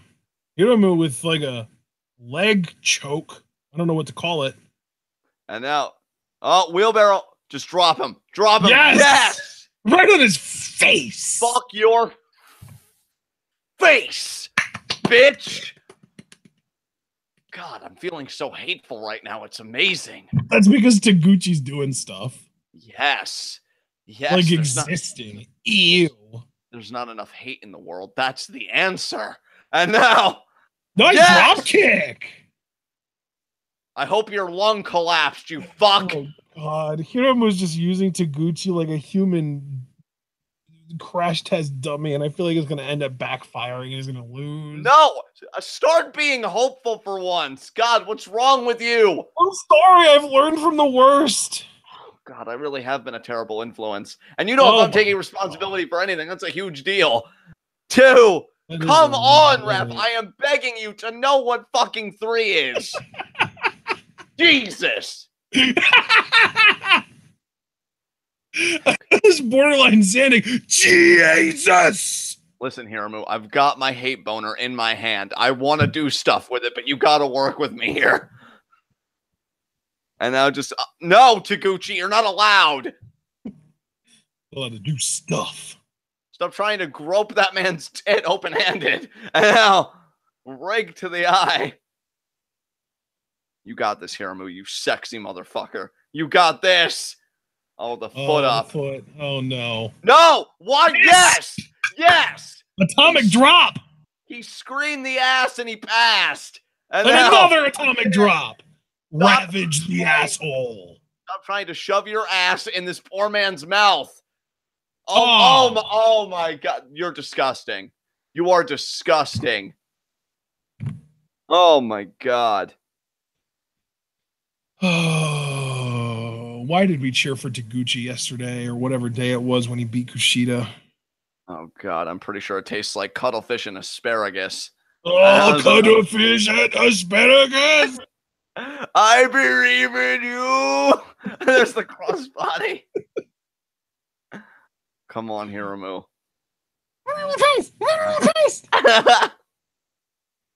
That was actually really good. Oh, nice. Come on. Oh, so many ass sentons. This is not Pornhub. Why am I seeing so much ass to mouth? Oh my God. Taguchi is having way too much control here. He shouldn't be the dom in any relationship. This is obscene. I mean, the best part about what you just said is that Pornhub and wrestling are related through Joey Ryan's dick. Yes. My penis is a portal. The Pornhub plex is an actual thing that exists. Counter it, Hiromu. Oh, come on. That wasn't even ass. The hell? I love that you're angry when he uses his ass and disappointed when he doesn't. No, it's not even disappointed. It's more like perplexed. What Whoa, the shit? That was a fancy way to get up. Well, when an attractive man eats my ass. And now. No, you're not talented enough. Oh my God. No. Yes. 3. Oh, damn it, happiness. Why do you elude me? And now. Blue Thunderbomb. Wow. What the shit, Taguchi? He's going to ankle lock. Yeah, he was Fuck you. Counter into a triangle. Counter it into D, Hiromu. Kicked him off. That's a start, I guess. Come on, Hiromu. No, counter it. Yeah. Oh, no. What the shit? No.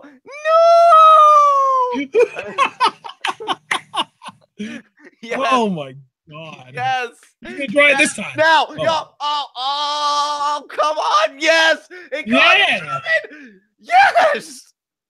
Yes. Your voice is doing things I wasn't aware it was able to do. I am stamping my feet. I am at the pants rubbing is at maximum. Do it, Hiromu. Help me achieve my final form.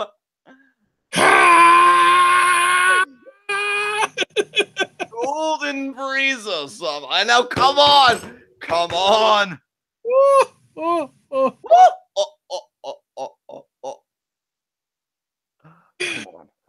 Come on, Hiromu. You got. I love what is even happening right now. Forearm. No, fuck your forearm. Yes. I'm not even allowed to call Taguchi's moves.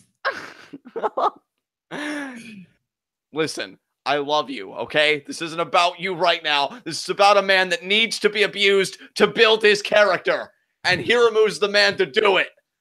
Do you think if Taguchi gets abused enough, he'll start learning actual offense that doesn't involve using his ass as a weapon? Fucking maybe. It's worth a try, right? And I'm German there. Hiromu ate it, though. Super yes. No. Fuck you. Oh, but yes. No, ass. Oh. No, fuck your. What a lariat.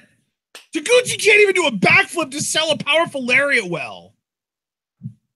Oh, but that would mean I would have to put effort into it, and not everything is about your anus. Get over it. No, but the 7th planet from the sun most definitely is. Come on, Hiromu. Don't let the energy die. I'm still tentatively rubbing my pants. It's gone from like maximum to tentative. Bring it back. Bring it back. These fans are clapping in rhythm with my pants right now. And yeah, yes! Yes! Yes, Hiromu. I've never seen him whiff that move before, so the whiff earlier was like a really weird sensation to witness. Dude, it fucked my reality up. Right? And now, yes, Hiromu, he's thinking time bomb. He's thinking time bomb. He's going to get it. There yes, it is. Yes. Pin. 1, 2. 2. Oh. Come on. Well, if Taguchi can kick out of it, you really need to find a new finisher, Hiromu. Come on, man. Yeah, I mean, Hiromu, we love you, bruh, but, like, do better. Yeah, seriously. Because you deserve better, which I will never say to Taguchi. God damn it. Come on.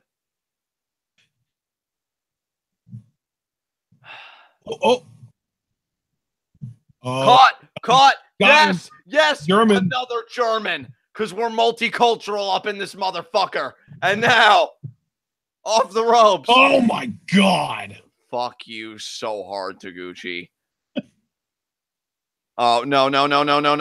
Oh my God. Chicken face buster. Dodon. No, thank God. That was too close for comfort. No.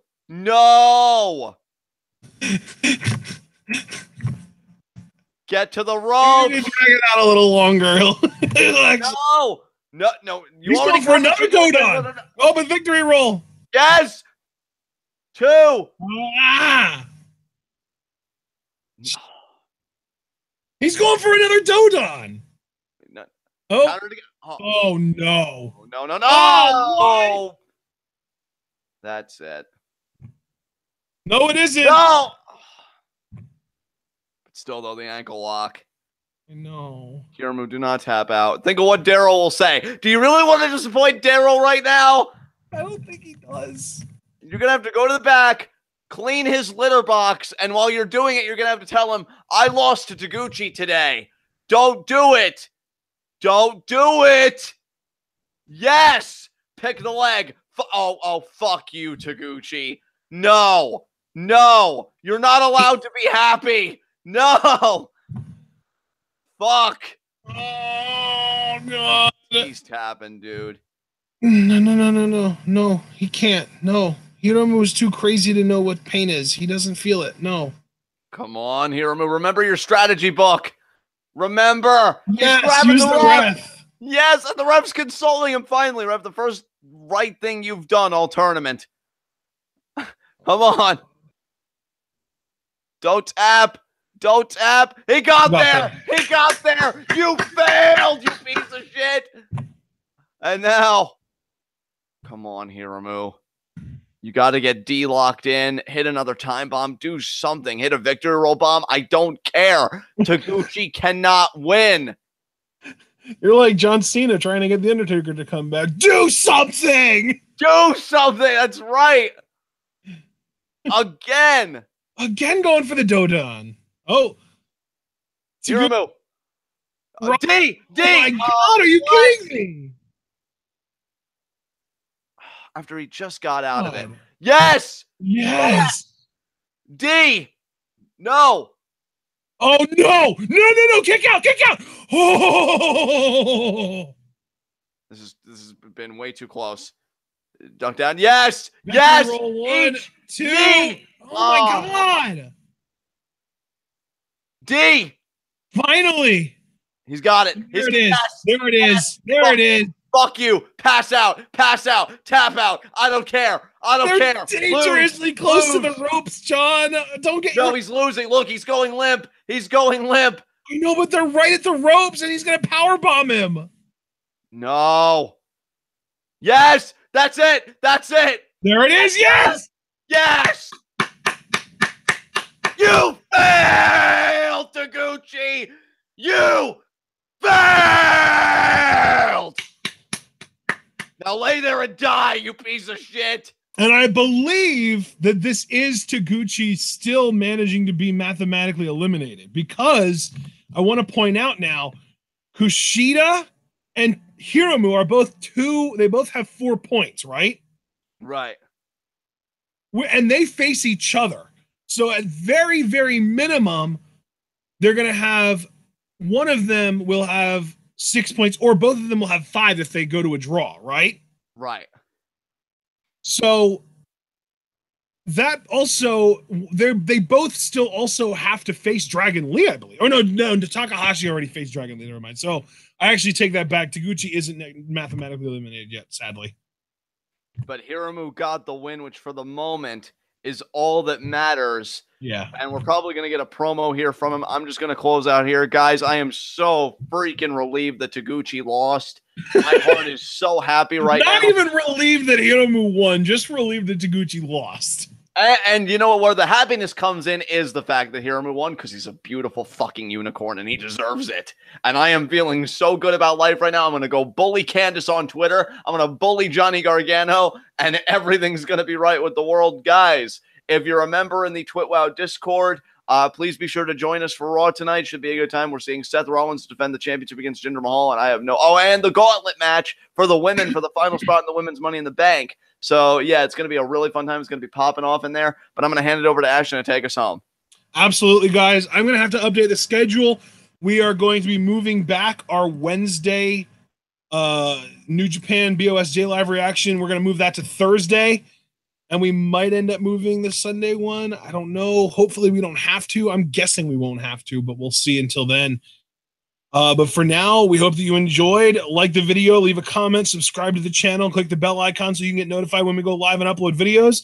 Follow us both on Twitter and, of course, like the Facebook. If you're interested in supporting TwitWow, you've got 3 ways to do it. First of all, check out our Teespring. We've got merch on there between t-shirts of all sizes and for men and women. We've got stickers, we've got mugs, all kinds of fun stuff on there with multiple different designs that you can choose from. Another way to support us is by donating to the Patreon. $3 a month gets you exclusive access to the official TwitWow patron Discord and accumulates over time, allowing you to request live reactions to wrestling shows of your choosing. And it'll all gather into a little pot that will allow us to continue live reacting to Progress every week of every month. And speaking of Progress, that is our next commentary. We will be live reacting to Progress Chapter 18 tomorrow.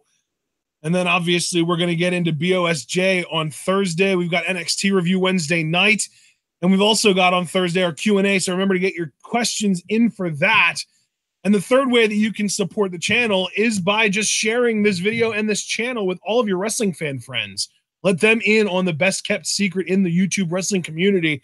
And I think we're proving now, and we've been proven for a while now, that we are the workhorses of the YWC.